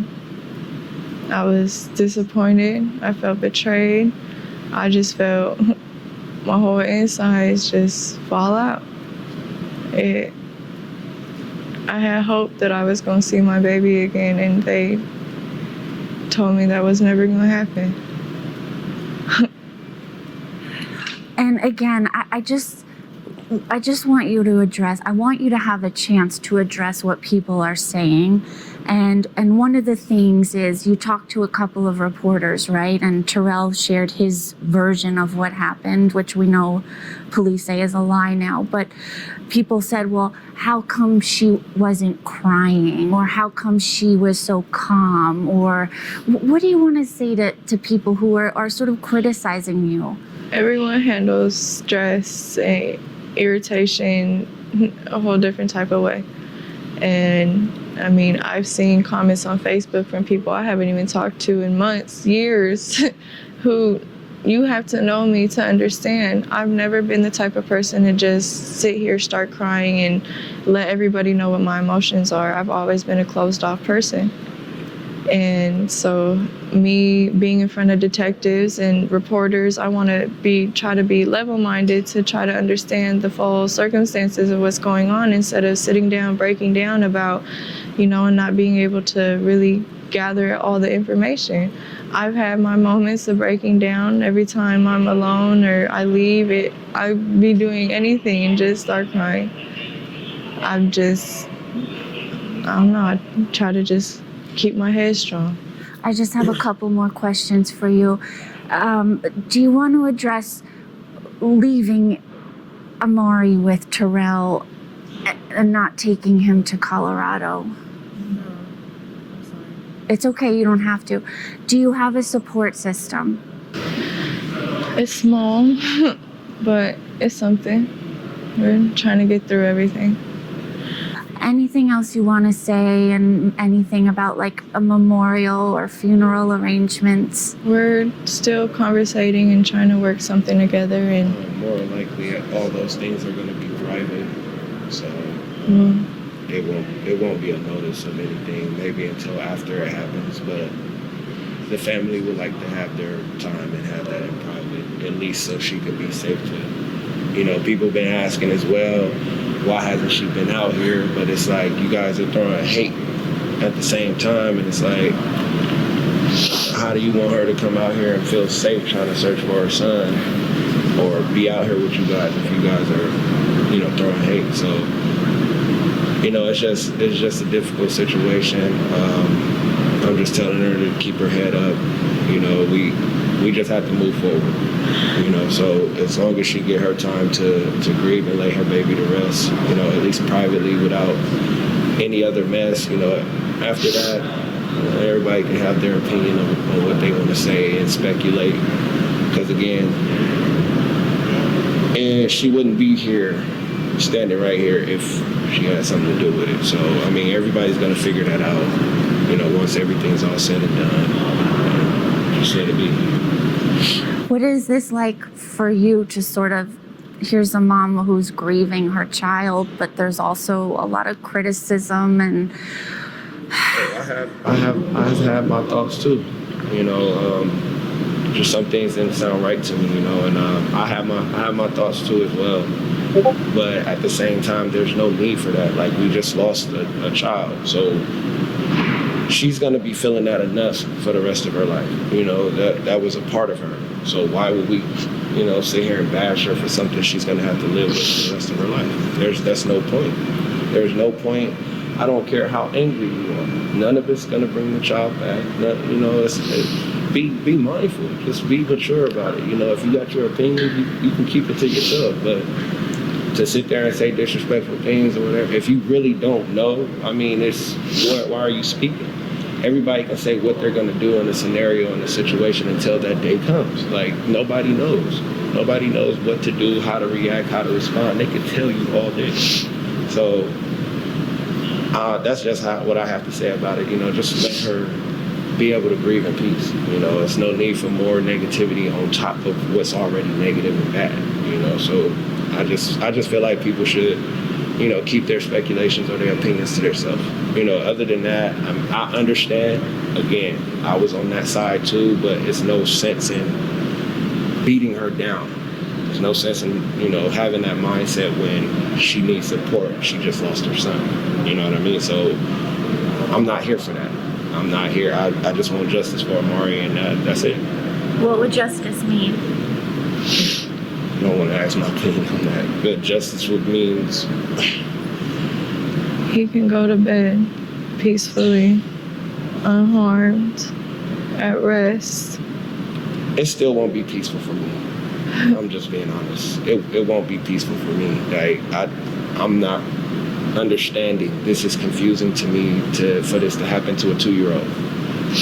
I'm not accepting you sitting in a box. I'm sorry. If that's cleanly how I could put it, I'm not accepting you sitting in a box. A 2-year-old child, no human being at all. And for you know, for whatever the situation was, I mean, I feel like you treated my child less than an animal. So I feel like you should be treated like one too. That's just my opinion. What's your name? Jacquees. Can you spell that? Jacquees. Your last name? Knowles. Nalls. And you're like a second dad. Yes. And you guys had these shirts made? Yeah, we had a couple of shirts made. We made shirts for immediate family, and then we're going to start doing bulk orders for friends and close relatives who would like to. Anyone that would like to support, you know, anybody that would love to show support for Amari, we'll have, you know, bulk orders done. So, and again, in my opinion, where I stand, I'm not looking for a cash grab or nothing. They can have these shirts. I just want the love and support for my son. That is it. Thank you both. Police headquarters, and it looks like police are just about ready to start this news conference here at 5 o'clock, talking about the disappearance of Amari Nicholson. Let's listen in. And I'm a lieutenant with the Las Vegas Metropolitan Police Department. Are you all ready? Okay. As you know, this case started out as a missing persons investigation, and unfortunately, I'm here to tell you today that it is now a homicide. On May 5th, 2-year-old Amari Nicholson was reported missing from the Emerald Suites on Paradise and Twain. During the course of the investigation, it became clear that the circumstances were suspicious. We brought all of the resources of the Las Vegas Metropolitan Police Department to this investigation, including the homicide section. As the investigation progressed, it became very clear to us that Terrell Rhodes was our primary suspect. I'm here to tell you today that Terrell Rhodes has been booked for the murder of Amari Nicholson. There will be additional charges, however. While the arrest was taking place, Terrell Rhodes chose to fight with police officers, and during the course of that fight was briefly able to retrieve an officer's firearm. That incident was quickly de-escalated, and Rhodes was transported to the Clark County Detention Center and booked accordingly. I know you have questions. This is an active and ongoing investigation. We are still asking the public that if you have any information regarding Amari Nicholson's murder, to please contact Crime Stoppers at 702-385-5555. Thank you and have a good evening. Can you talk about where the Amari is? Do you know? All right, you just heard from a Metro lieutenant there. Terrell Rhodes, the mother's boyfriend, has been booked for the murder of Amari Nicholson, the 2-year-old who went missing last week. And in a new bit of information coming out from that, at one point he fought with police, physically fought with police, and grabbed an officer's firearm. They're still asking for the public's help, and they are asking you to call Crime Stoppers if you have any information, 702-385-5555. What we don't know right now is what the motive would have been to kill this child, or where the child's body is, what the circumstances are with that. Let's bring out Joe Vigil right now. He is at Metro headquarters. Joe, quite a surprising turn of events here today. There was always going to be conflicting stories in this as it played out. Here live at police headquarters, and police just gave a very terse news conference. What they did say is Amari Nicholson's disappearance case is a homicide case, and say they have booked the mother's boyfriend, Terrell Rhodes, for his murder. Officers just did say that Terrell Rhodes apparently struggled with officers at one point when they were trying to make this arrest, and he was able to get a gun, but they diffused that situation, and that is pretty much all police have said. We don't know anything about Amari's body, where his body might be, what Rhodes is saying to police. Now, we do know that the mother talked to police a little while ago today and said that Terrell confessed to this murder. That's what she said, and she said she would talk later. So apparently she was here, or still here, at police headquarters. So let's give you a little background on what's been happening since last Wednesday when this happened. So first of all, Amari Nicholson is 2 years old, and he disappeared last Wednesday from the Emerald Suites apartments, and that's where the mother and the boyfriend were living at the time. So this is the 6th day of the search. Now, we understand that hundreds of people have searched. The aunts, the sisters of the father who lives in Reno, they are here. They have been searching. They have been asking for the public's help to find this missing little boy. We also understand that this, again, happened on Wednesday, so he's been missing since Wednesday, and the search has been going on since then. So, again, the mother saying to us that Terrell Rhodes has confessed. Again, that is her boyfriend, and the investigation continues. So there's still a lot of unanswered questions at this point. What was the motive? What happened? Where is Amari Nicholson at this point? So the investigation continues, but police being very, very tight-lipped about information going out. They are asking the public if they have any information about this to please contact them. So we'll continue sitting here. We'll gather more information for you. We'll stay here at police headquarters and, of course, give you any updates. Reporting live at police headquarters, Joe Vigil, Fox 5 News Local, Las Vegas. For a number of days now, volunteers, different crews, family members of Amari Nicholson have been searching around the place where he was reported missing at the Emerald Suites. We're going to send it over to Fox 5's Drew Andre with the latest on the search and any reaction from loved ones out there. Well, hey, Jacqueline. Yeah, we are here outside the Emerald Suites, which is just east of the Strip. Now, this has been kind of the base camp for this search, and as we've been out here over the course of the last 6 days as well, right now there is no family that is out here, or any of the search team that we can tell, at least here at the Emerald Suites. But what we do know is this was the last place that 2-year-old Amari was seen. He was staying with Terrell Rhodes, as Joe mentioned, the boyfriend of Amari's mother, and that was the last time he was seen. And as police just said in the press conference, they mentioned that from very early on in the investigation, they knew there were suspicious circumstances, and Terrell Rhodes became a suspect very early on in this investigation, because we did know that he was the last person that was with Amari, because they were staying here at this hotel. But again, we still don't know where the body of Amari is, and we're expecting to get a lot more details coming up. But right here, it appears appears that, of course, the search, at least for now, has ended here at the Emerald Suites. Back to you. It is terribly sad out there. Has there been any kind of, people coming around just to maybe pay respects to the last place where this child was last seen? And we still don't know at this moment where Nicholson is, where physically his body is. Well, that's right, John. No, as of right now, we haven't seen anyone that's come by. I would assume that this could happen in the near future, later tonight, later this afternoon, now that this information has come out. But as I mentioned, this was the base camp for the search here for 2-year-old Amari. But of course, as more loved ones potentially, or just people that have been involved in the search, the hundreds of people that have been a part of this, we will let you know if they arrive here, and of course, anything else we're able to find out about what this area may still have to do with this investigation. John? We will bring you the latest on this throughout Fox 5 News at 5. Thank you so much, Drew, for the updates. Let's send it out right now to Joe Vigil. He's at Metro headquarters. Joe, what do you have? That's right, John. So we just heard this news conference. It was very, very short, but what they did confirm, important information, this is a homicide, and they have booked the mother's boyfriend for the murder of 2-year-old Amari Nicholson. And police just said a little bit ago that there was some kind of scuffle when they went to arrest him. He was able to, I believe I heard correctly, that he got a gun away from an officer, but that situation was quickly diffused, and this arrest has been made. But so many questions. I mean, where is Amari Nicholson? Where is his body if he indeed is now a murder victim? What was the motive for this? What happened at the Emerald Suites? Those are questions we just don't know. And you will remember I talked to the mother and Terrell Rhodes back on Wednesday when this all happened. And the story was this, and it had a lot of people confused. So she went to Colorado to visit her mother, taking care of her after being apparently bitten by a dog. So she was in Colorado.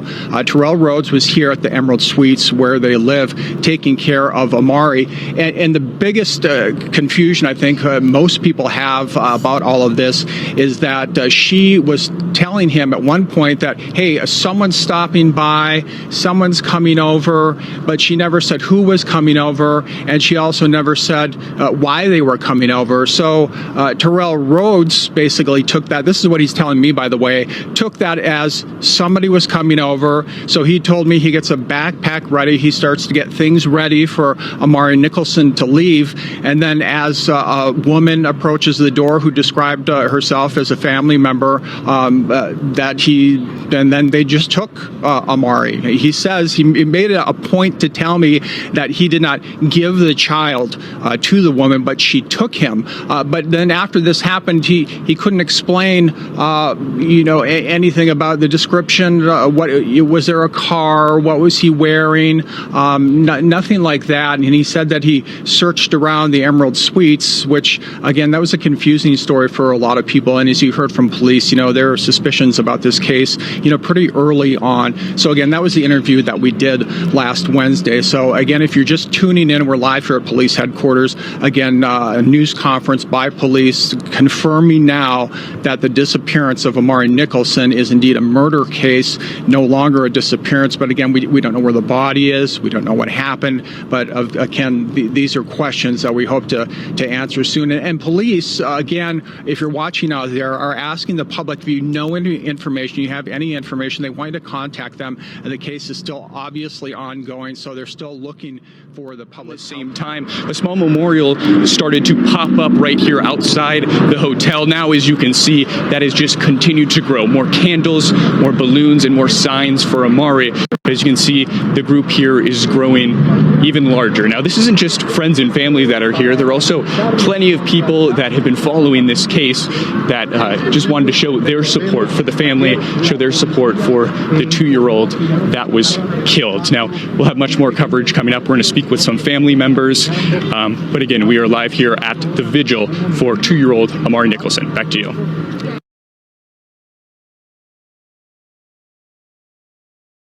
Probably never in a million years thought that Vegas was shut down, being a 24-hour city. People have been afraid to leave their homes. But to see each and every one of you together right now for my nephew, I cannot thank you enough from the bottom of my heart. You're welcome. From his grandmother, risking your health, risking your children's health. Yes. It's not over. We may have Terrell. We may have him, but the fight is not over. Okay. It is not over. Do you hear me? Yes, We ma'am. will continue to fight for Amari. That's right. We will continue to fight for him, no matter what. And every single one of you, God is watching over all of you. Thank you. Are you the only family here? I'm actually a friend of his grandmother. Do you want to start a prayer, or do you want one of us to do it? We wanted to ask if the family wanted to do it first. My sister wants to start, and then we'll go from there. All right, thank you. So many people here.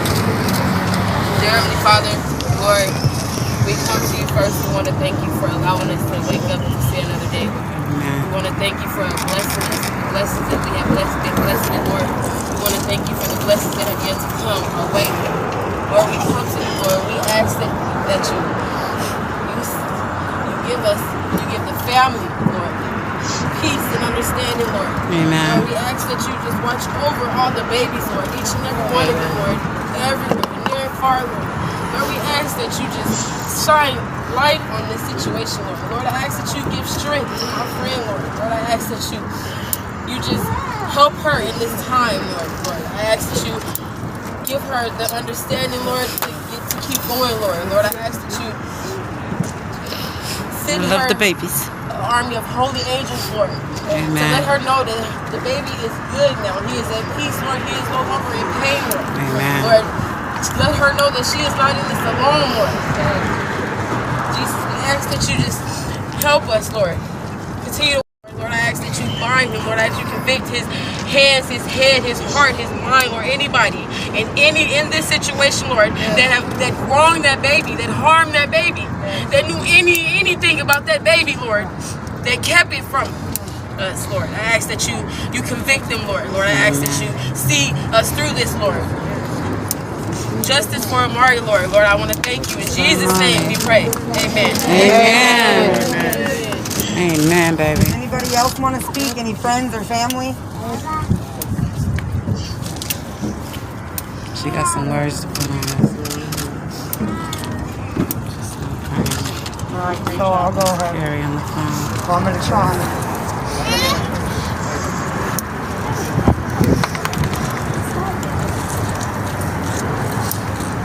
Lord, I ask that you please comfort Amari's father, Amari's stepdad, the one that took care of him prior to this, who actually loved and cared for him. I ask that you pray for them and give them the strength that they're going to need, especially after recovering him today and how he was left. I could never, ever imagine, Lord, how somebody could be so evil. And I just ask, Lord, that you just please watch over each and every one of them. And I ask anybody here to please watch over your babies. Please. Yes. Please. Please make sure you know protect them, who they are around. guide them. Don't leave them with just anybody. Amen. And I ask, Lord, that you please give Carrie, the grandmother, the strength that she's going to need to keep going, as all she has left is the last video chat that she had with her grandson. Yes. If she would have known that that was the last video that she would have had, she would have stayed on it forever. And I ask you, Lord, as much as I don't want to, that you guide Taylor to whatever it is that she needs to find herself, and to please start to show that you care about this baby, because I don't think you do. Where are you at? And I'm sorry, but I don't. I'm a mother, and I don't care what these comments said, what these groups said. I don't care. If you thought I was guilty, you thought I was guilty. I'd be standing right here with you when we found out that I wasn't guilty. But I didn't see that from you.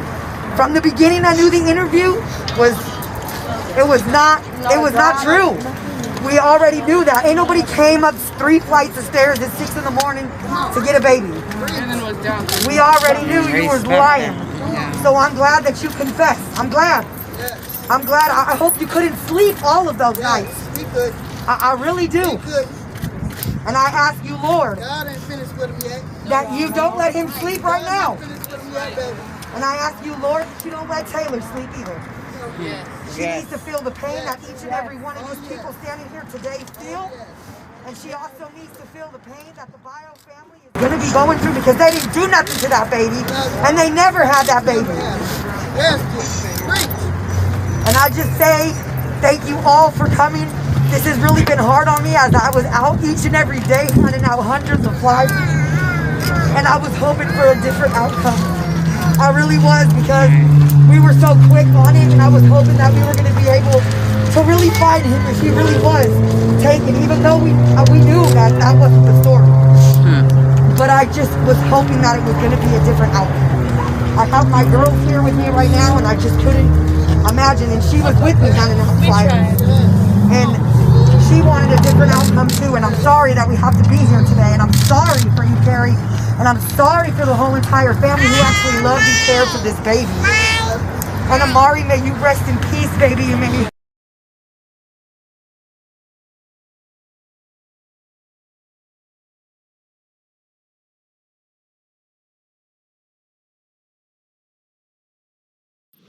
All right, Kim, thank you. The suspect in the murder of 2-year-old Amari Nicholson just faced a judge for the first time. Fox 5's Joe Vigil was in the courtroom and joins us now. All right, Joe, what happened in there? Well, guys, it was quick. This was set for 9 o'clock, and it was over in just a couple minutes. So we have some video that we shot, and we'll show that to you. Now, Terrell Rhodes, escorted in by 2 officers. He was wearing a surgical mask and a blue jumpsuit. Now, there were 3 other officers standing right there as well. We're told security tight. You may remember yesterday that police say he actually fought with officers and briefly grabbed the gun of one of those officers, but that situation was quickly under control and nobody was hurt. So he looked down a lot. He glanced a lot over at the reporters in a side room, but he was quiet. He didn't say a word. And as far as bail goes, so attorneys started talking about the evidence they have. They say that he lied about this for a week. He covered up the crime. He actually hid the body. Now, they didn't say anything about the body, where the body of Amari Nicholson might be. Attorneys also said they have evidence that he hit the boy numerous times. There was blood found on a wall, and apparently they found some soiled clothing of the boy as well. And he has another court appearance set for later this month, guys. Okay, Joe. Yeah, always that first hearing is kind of frustrating because you don't really, from a reporter perspective, because you don't get a lot of information. Can you tell us what was happening outside? Who was there that looked familiar? You know, we didn't see very many people there at all. I don't know if there was any family members in the courtroom that we saw. Anyway, more reporters and photojournalists than anyone else. But again, you know, this was just quick. It lasted just a couple minutes.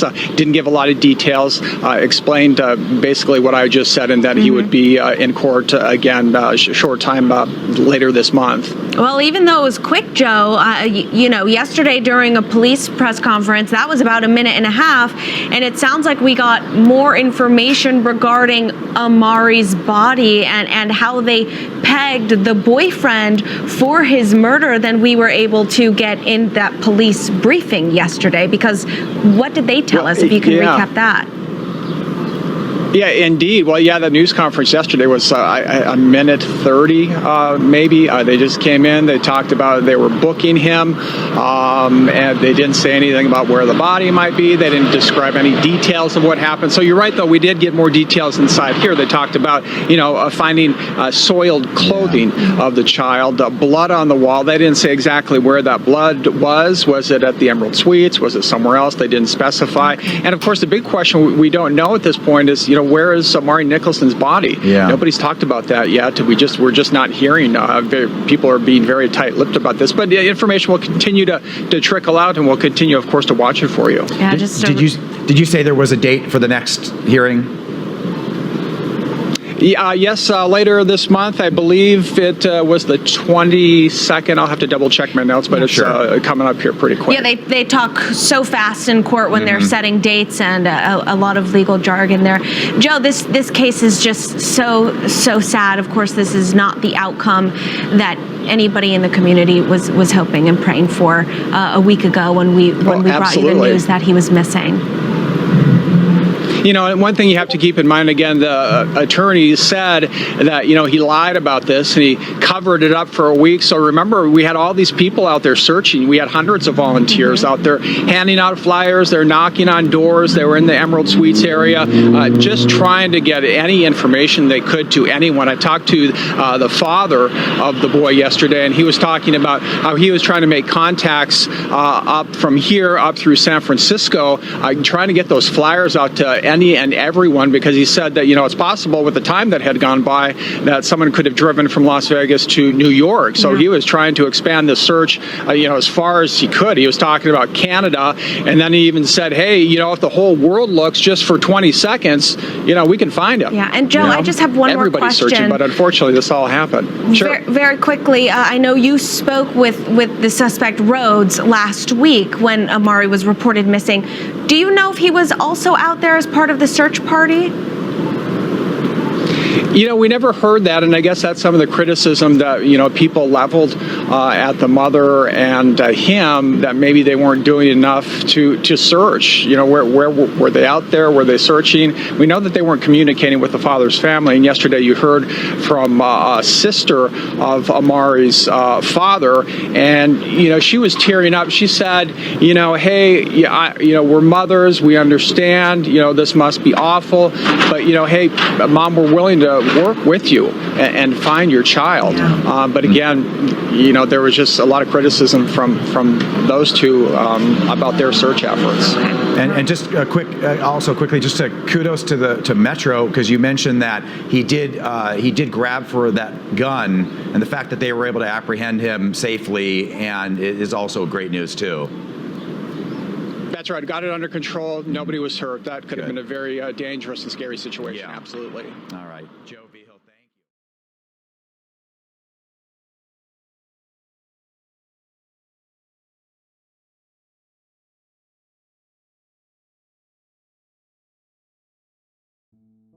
you. And the article reads, prosecutors will not seek the death penalty against 27-year-old Terrell Rhodes, who is accused of killing 2-year-old Amari Nicholson.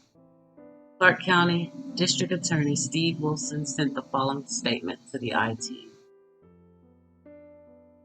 There are many factors considered when determining whether to seek the death penalty in any individual case. In the case of defendant Terrell Rhodes, after all the relevant facts were reviewed, the state chose not to seek the death penalty. This is a serious case, and as a community, we mourn the loss of an innocent child. Rest assured, my office intends to move forward and seek justice for Amari by pursuing the conviction of Mr. Rhodes on the charge of murder and ensuring that he spends the rest of his life in prison. Rhodes, who was watching his girlfriend's son, initially told police on May 5th that the toddler had been taken by a family member, but later confessed to hitting and killing the boy and hiding the body near his apartment complex.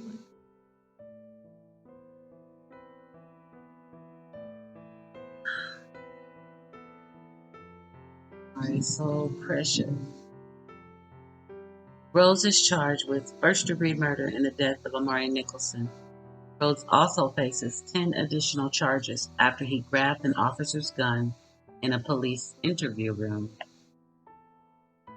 Those additional charges are 2 counts each of attempted murder with a deadly weapon, assault on a police officer with a deadly weapon, assault on a police officer with a deadly weapon, and 4 counts of resisting an officer with a deadly weapon. So, those charges are stacked and they are all legit. Rhodes pleaded not guilty to killing Amari Nicholson during a June 2nd court appearance. According to Rhodes' arrest report, he hit Nicholson because the child wet his pants. Rhodes remains in custody without bail at the Clark County Detention Center. The I-Team learning the Clark County District Attorney's Office will not be seeking the death penalty against Terrell Rhodes. Now, he is the man accused of killing 2-year-old Amari Nicholson. Rhodes telling investigators he had killed the boy after the boy soiled himself.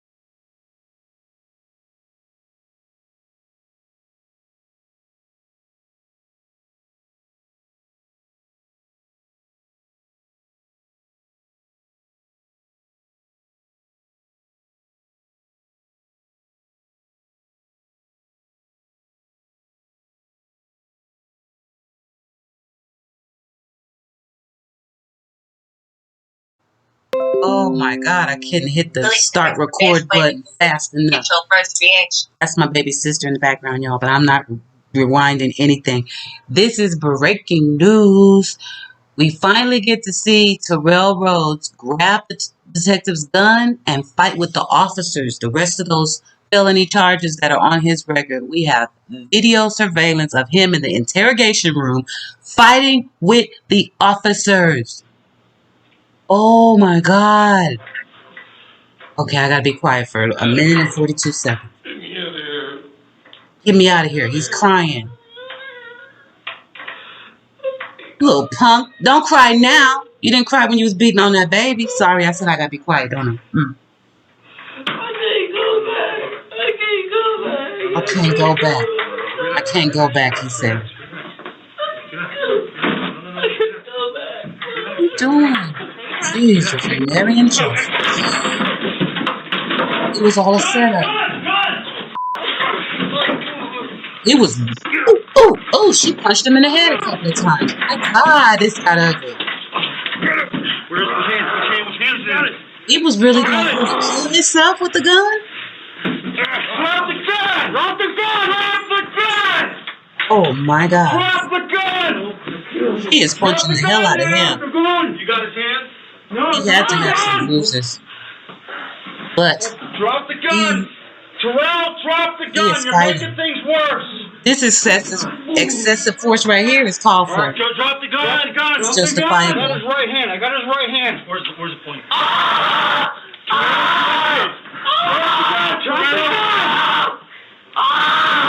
He won't let the gun go. Got it. Patrol here! Give me the gun. Got it.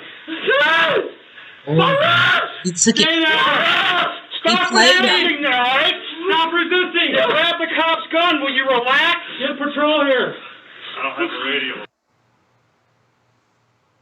Wow. Hold the hell up. Well, Las Vegas Metro Police have released the arrest report for the man accused of killing 2-year-old Amari Nicholson. According to the arrest report, the boy's mother, Taylor Nicholson, left Amari with her boyfriend, Terrell Rhodes, when a family emergency sent her to Colorado. The report states that Rhodes told police he got mad after Amari wet himself.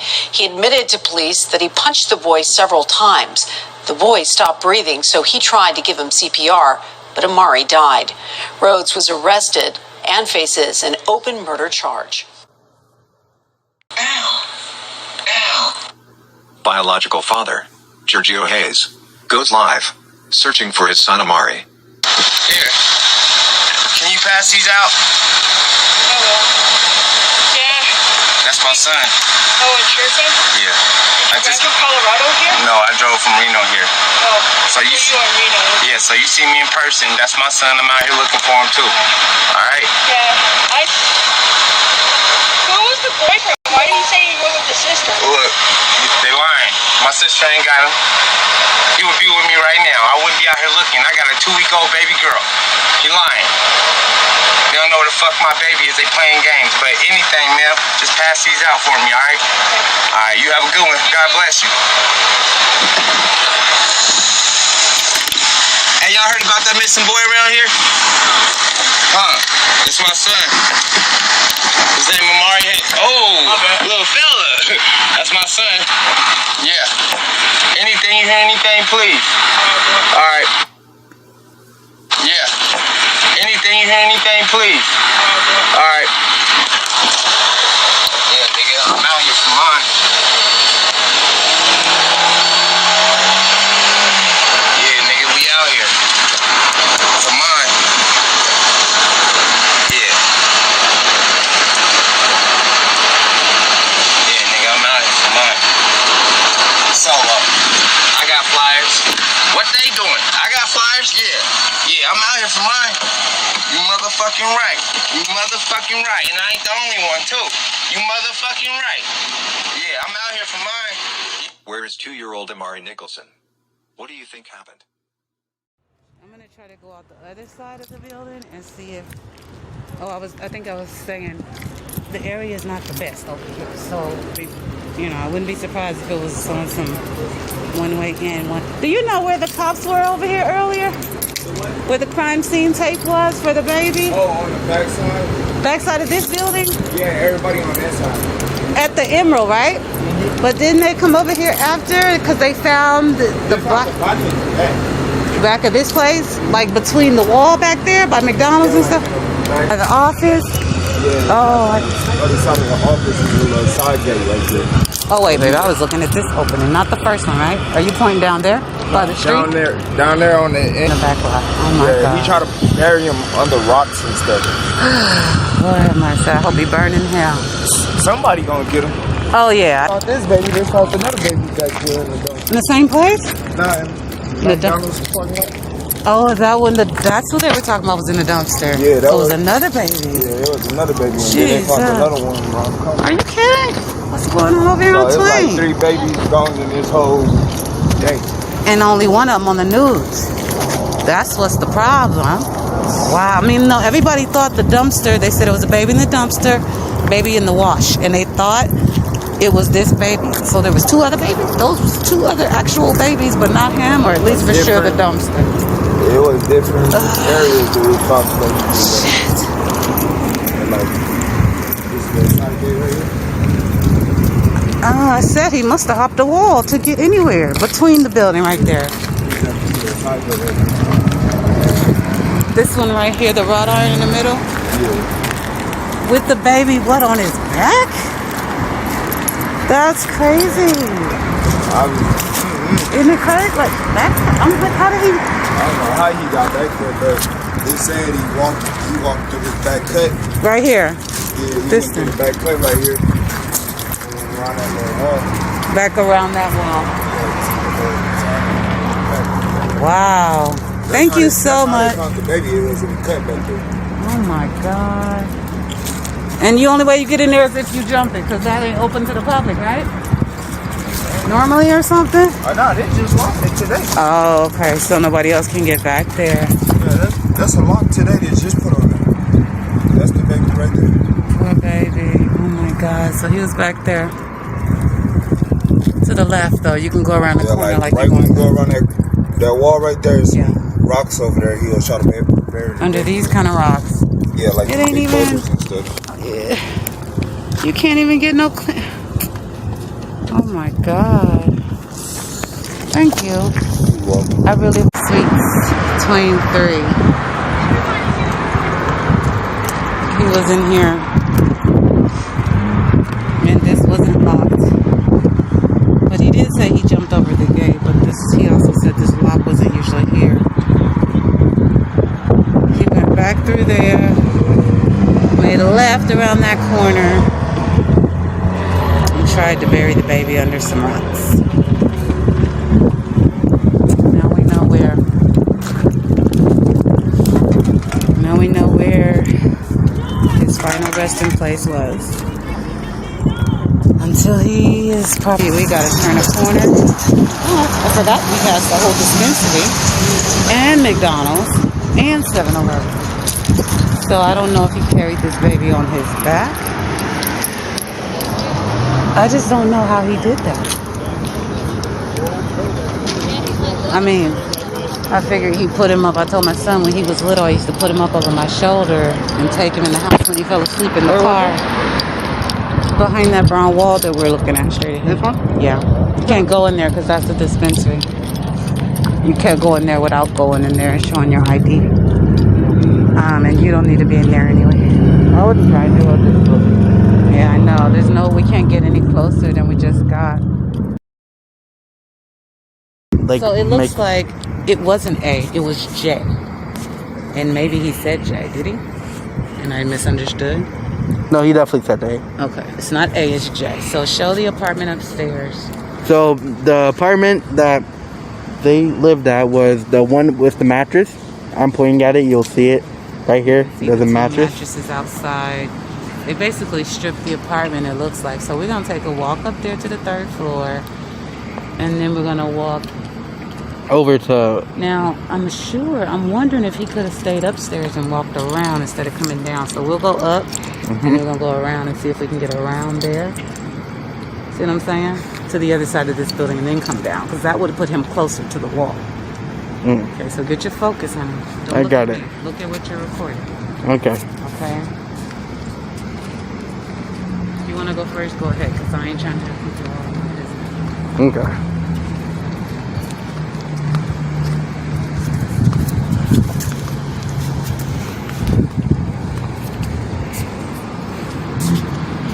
My keys are folded up in my hand, Chris Thorne. You can't hear any jiggle. Watch what you're doing. Don't look at me. Please stay focused on your camera. I got it. I'm going to have to do it. Take your time. No rush, son. Focus on me. I am. I'm looking directly at the camera. Careful when you're done touching your stair rail. Yeah. So we're going up the first flight of stairs. I'm going to show both sides. That pool is filled up. Yeah. Alright, now we turn the corner. Let's go up the second step.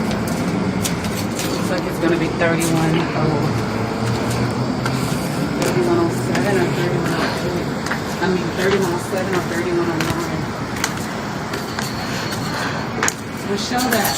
Get to the left. You see that? Embassy Suites? So this is what I was saying about this area. I'm going to get a better angle. It's a mixture of a business area and other things. See, the Embassy Suite is in walking distance. And what are those? $200 a night damn near? Anyway. Come on. Okay. And over here, this one was ripped into. Get that. I don't know if they were looking for something. I'll show it. How they ripped inside the mattress. I see that. I got it. And yep. And there's even a little cardboard part broken, like the bottom of the bed. Move slowly. I think you can see it. Yep. So your transitions are smooth. Okay, turn around here. It looks like someone's shoes. We've got a couple of dings, but let me show you something. Okay. See these dings on the door? Somebody hit it pretty hard. And then right here, if you look in here. Looks like it could have been like, it looks like the knob is kind of broken. Yeah, the knob is kind of janky. For sure. Okay, let's see. Look at here. Somebody put, Jesus help me. So it's a prayer in the window. So we're, yeah. I think this is the actual room. Okay, let's go that way. So from here, this is what I want to look at. If you look around, let me do it since I'm showing something. Okay.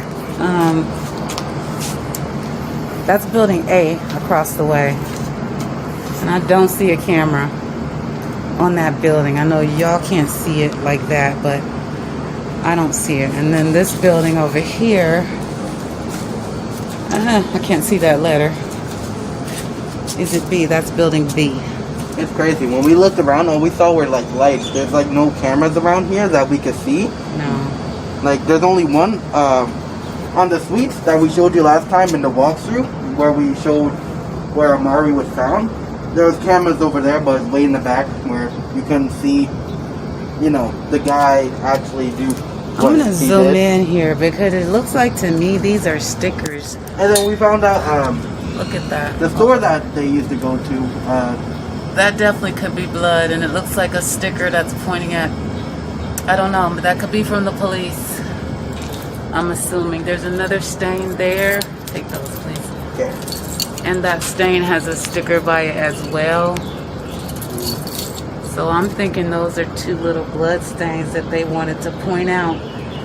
Some mild staining everywhere else, but that's all really. Let's go this way. Okay. I'll give it back in a minute. So, yeah. But basically, we only saw really two cameras, like the one on the building. We talked to somebody and they said they had saw, like the neighbor had saw that him and the baby Amari had went to that store frequently. We might show you it. It's on the left side of Emerald Suites when you go in. And there's footage there, but that's not going to help us. And there's footage on the suites that we showed you in the other walkthrough. Correct. Now on the corner, or oh Lord, sounds like a domestic dispute going on out there. Like I said, this is not the best area. No. So we know he didn't pass these stairs and go to those. So come back this way. So from right in front of the door, which I really believe is 3107. It's 3107 or 3109 for sure. Turn around, not this way, turn that way slowly. Watch your transition. Building J, that's where we just were. 3107 or 3109 over on that side. We came down 2 or 3 flights, I can't remember. They were on the 3rd floor, yes. We came down, we made just a little loop, and turn around one more time, slow. Watch the bump. And keep going. And you see how close that wall is once he came down those stairs and around his corner. So walk with me. Okay. Take your eyes off the camera. Come on. Beside me. Now we're going to look for the wrought iron gate. The gate, the wall is all you care about right now. Because this is what he would have had to walk past to get to where he was if he dropped the baby over the wall. So the wall is all that's important. You can also get the building, which you're getting. We see no cameras so far. Turn around behind you. We see no cameras so far facing this wall. Get the corner of that building. Nothing but a light. We'll get this building over here. Slowly. Good. I don't see any cameras up there. So far, no cameras on the Emerald Suites that I can see that would have caught him if he was walking this path, especially at night. Now, there's people, as you can see. Don't show the cars. The buildings where people could have looked out their windows is what I'm talking about now. People could have been looking out these windows or standing on these balconies. People could have been coming down those stairs. Okay. So there's ways people could see. There's even a window right on the end of building J. You can see that between the trees. There's a window there. So lots of windows show the parking spots. This is where everyone parks. Now go up to the building again, but no cameras, even on the Seagull. Now let's go to the area. Keep hitting the wall. This is the whole wall. Now how tall? Are you looking at the wall? Mm-hmm. The street don't matter. Keep walking, please. Get the building. No cameras. Still looking for that wrought iron area because so far, this is not where the baby was dropped. So he had to walk past all of this. You can show this way now because you can see more buildings, more windows, no cameras, plenty of stairwells and places where people could have seen him if they were looking at the time. But again, we don't know what time it was. But even at night, you can see over here. See that big old lamp post up there above that seat? It's not on yet, but that light, there's plenty of other lights around here. So it's not pitch black in this parking lot. So turn this way slowly, back to your wall. Walking. Transition, but walk faster. Again, see how the wall gets shorter? Keep going. Get out the street. Go on over this way. The wall is shorter, but it's not that much shorter. I really thought it was shorter. So, all right. Now this is really important because we're coming up on the wrought iron area. Still, just past this red truck. Oh, let me show the wrought iron. See the wrought iron hanging out above there? Can you zoom in on that? There. The best I can. Okay, stay there. I'm not gonna turn around. Just stay there. So, here, just above my finger. But look, I'm 5'4", and I cannot get over this wall. It gets a little shorter. I cannot get over this wall. Turn around, son, and get behind us. The building. Okay. Try not to get too close. Plenty of windows. Plenty of windows. But no cameras that I can see. Maybe y'all can see some I don't see. I see no cameras. Alright. So sketchy back here. Wow, look at all those feathers. That must be like a religious thing, maybe because of what happened. So let me see if I can see. Can you see? Is that where we were? That's the wall, isn't it? I can tell for sure once I go this way. It's the part where it turns, so yeah. Hold on. That's the other side of the wall, and I do believe, yep, that's what we just looked at. I do believe from the parking lot. Are you zoomed in? No. Let's zoom in. So that should be pointing towards where I was when I took the first part of the footage. So this would be the final turn, I think, the right turn. So he could have also been found in this little area like I showed from looking over that wall back there. And I also showed to the right of that wall. Does that wall open up to the left? I can't see. Or does it only go right? I'll have to look at the footage later. Yeah. But, you know, it was in one of these dry, rocky areas in that little hidden corridor that he took. And it was one of the two routes. This is the office. So we found a camera directly in front of the office at the Seagull Suites, which ironically is right around the corner from one of the openings. Camera number 2 pointing in the other direction, but it's there. So the one that I just showed you should be watching me. Yep.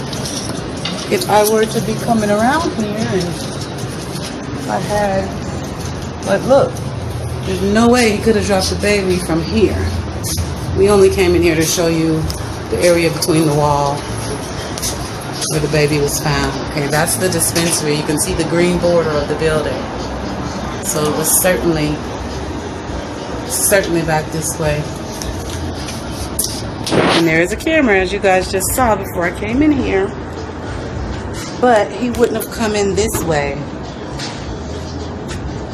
to get to where he went, because this is a big old gate with absolutely no entry. So we're back to where that front gate must have been unlocked, like the resident said, until they found the body. It was unlocked and accessible. Another big bright light over here. You can even see a balloon on the ground, so you know it's all connected. Do you think there's cameras upstairs? Like maybe? Or no? They'd have to be on the back side of this building up there. Let's walk up here and see. Alright. So that's a good idea, son, actually, because if we go up here, and this is the Seagull Suites, you guys. This is not where they lived. Just unbelievable how this is where the body was found. they Oh don't my have God. that much cameras around here. And if you come upstairs, you can see the back of the dispensary. Bam. Camera. You have to zoom in, but 3 cameras. 4 cameras.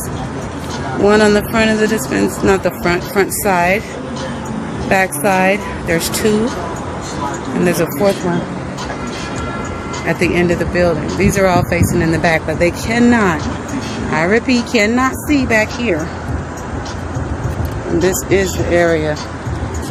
As you guys can see, there's the memorial, there's the gate. The baby was found between either not this walkway, no. But once he turned this corner, he was either here or in the last area that I just showed you guys. Because there's one more right turn you can make down there where that light is flashing. And I do not see a camera on this building pointing down in this back area. I do not see a camera. Sorry, it's zoomed in, but I don't see a camera on the Seagull Suites that would have caught this. Him walking through here. None of it. So now we came around, you guys, to the front of the building again. Remember? There's Seagull even more Suites, cameras, Twain 3. I saw those 2. I pointed those out. But now we just got a better view of the 2 cameras. Oops, at the top of this. See that? 2 cameras. Bam, bam. 1, 2. That is New Leaf Dispensary. And that is the memorial.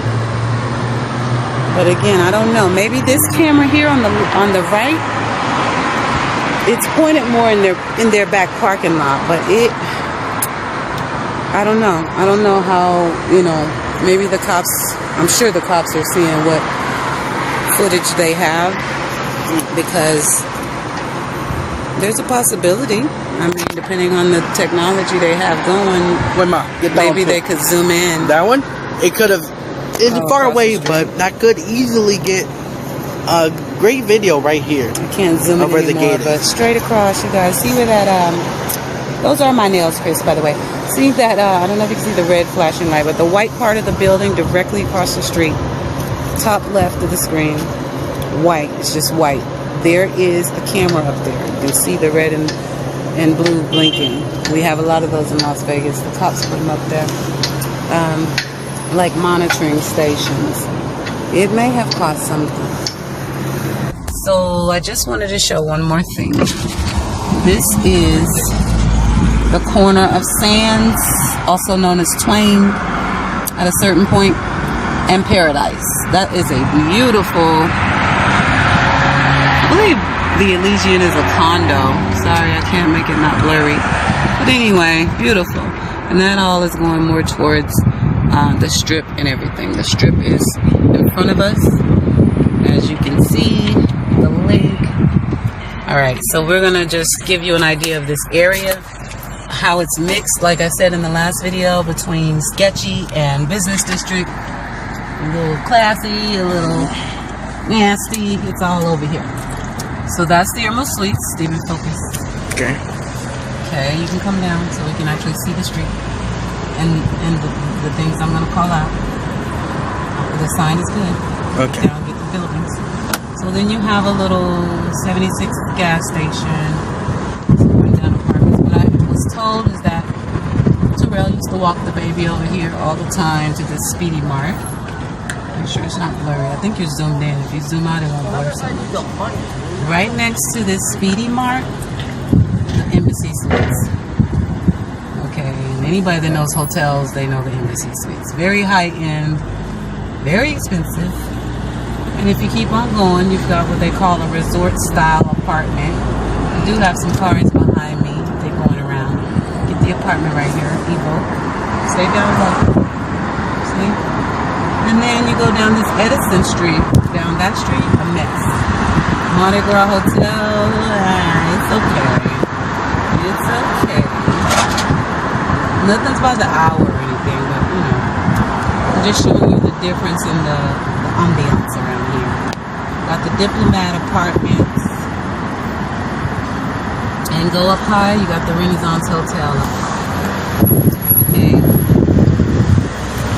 On down a little further, you see the Westgate in the future. See that? See Emmy Steakhouse. It's okay, we're gonna come up on it closer. Okay, I'm gonna go back out the window to get everything. Okay, my point is, just down the street from all that sketchiness. See that? Get that Courtyard Marriott. You see the Strip in the distance. The Westgate Hotel is in front of us. The Stratosphere in Las Vegas. Like, it's all not too far from here, but the main thing is off to the right, and we're getting ready past that. Pause it for a second because it's a red light. Got it. Okay, so we're on Paradise Road now, by the way. Same street that get over here, please. The Residence Inn is there.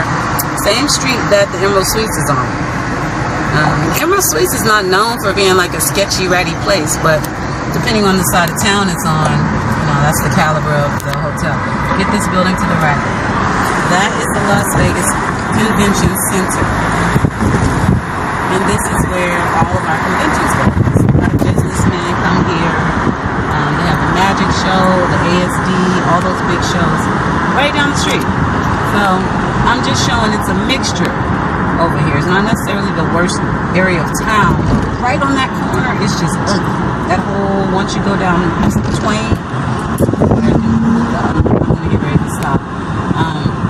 Once you go down Twain, it's like a whole new order. But right down the street, you got, it gets cleaned up, the business district and everything. But yeah, that's where they were. Again, the Embassy Suites, Siegel Suites, those places are weekly and monthly apartments. They're not like, you know, the Momo, where you can rent it for an hour and do your thing. So even though it looks sketchy and all that, no, that's not what those are. They don't allow that. Although they don't do credit checks, they do check your criminal history, and if you have a warrant, Metro will come and get you up out of there. So they're not like the worst place in the world. They can get expensive, but they can be very convenient for people who don't have large deposits or good credit. It's normal here for transitional. Anyway, that's it.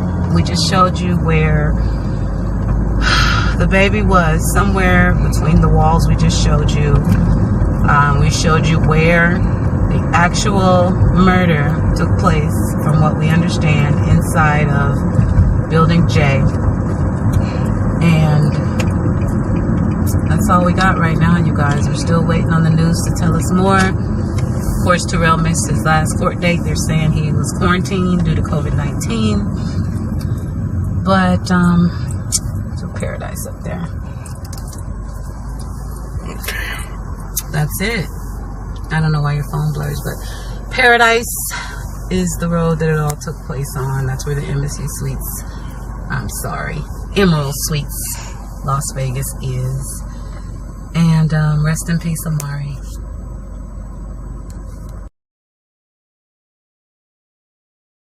Amari's Law. Amari Nicholson was tragically taken from this world in a violent murder at only 2 years old.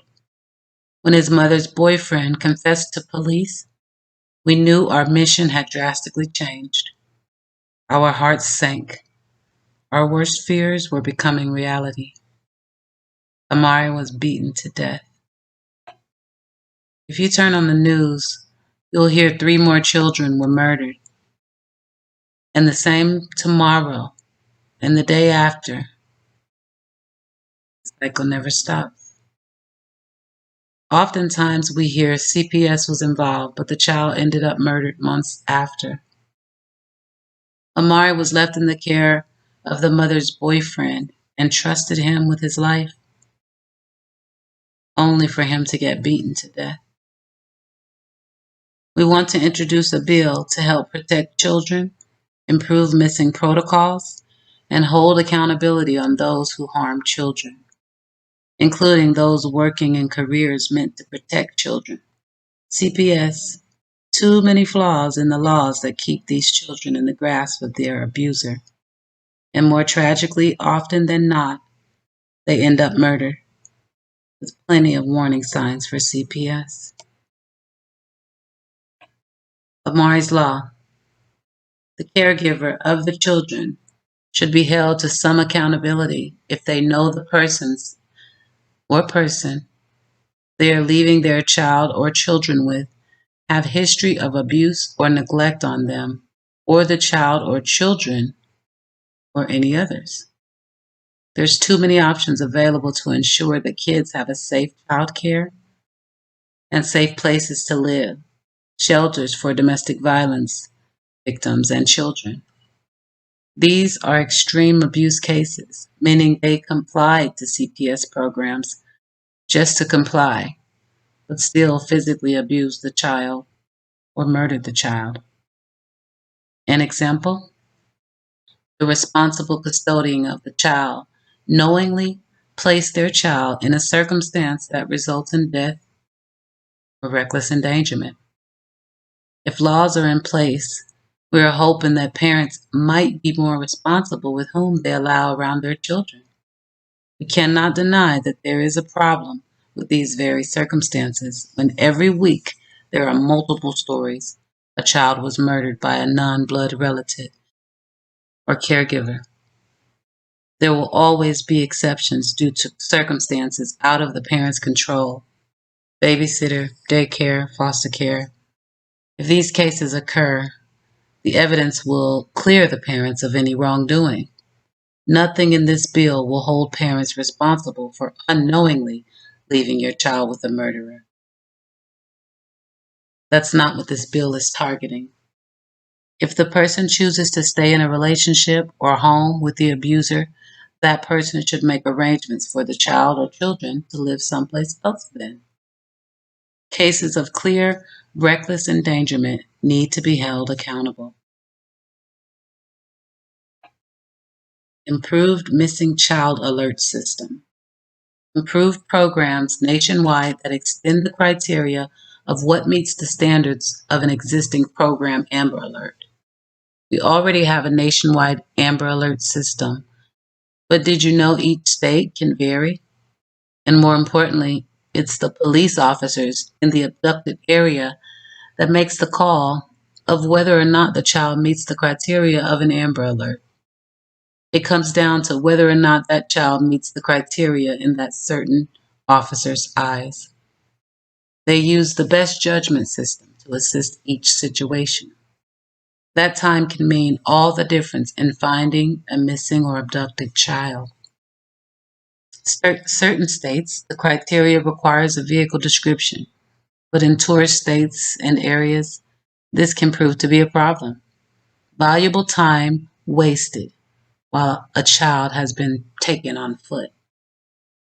If a child is taken from a campsite, if a child is taken near the woods, national parks, national reserves, hiking trails, bike trails, should all be considered in the Amber Alert program. No vehicle description?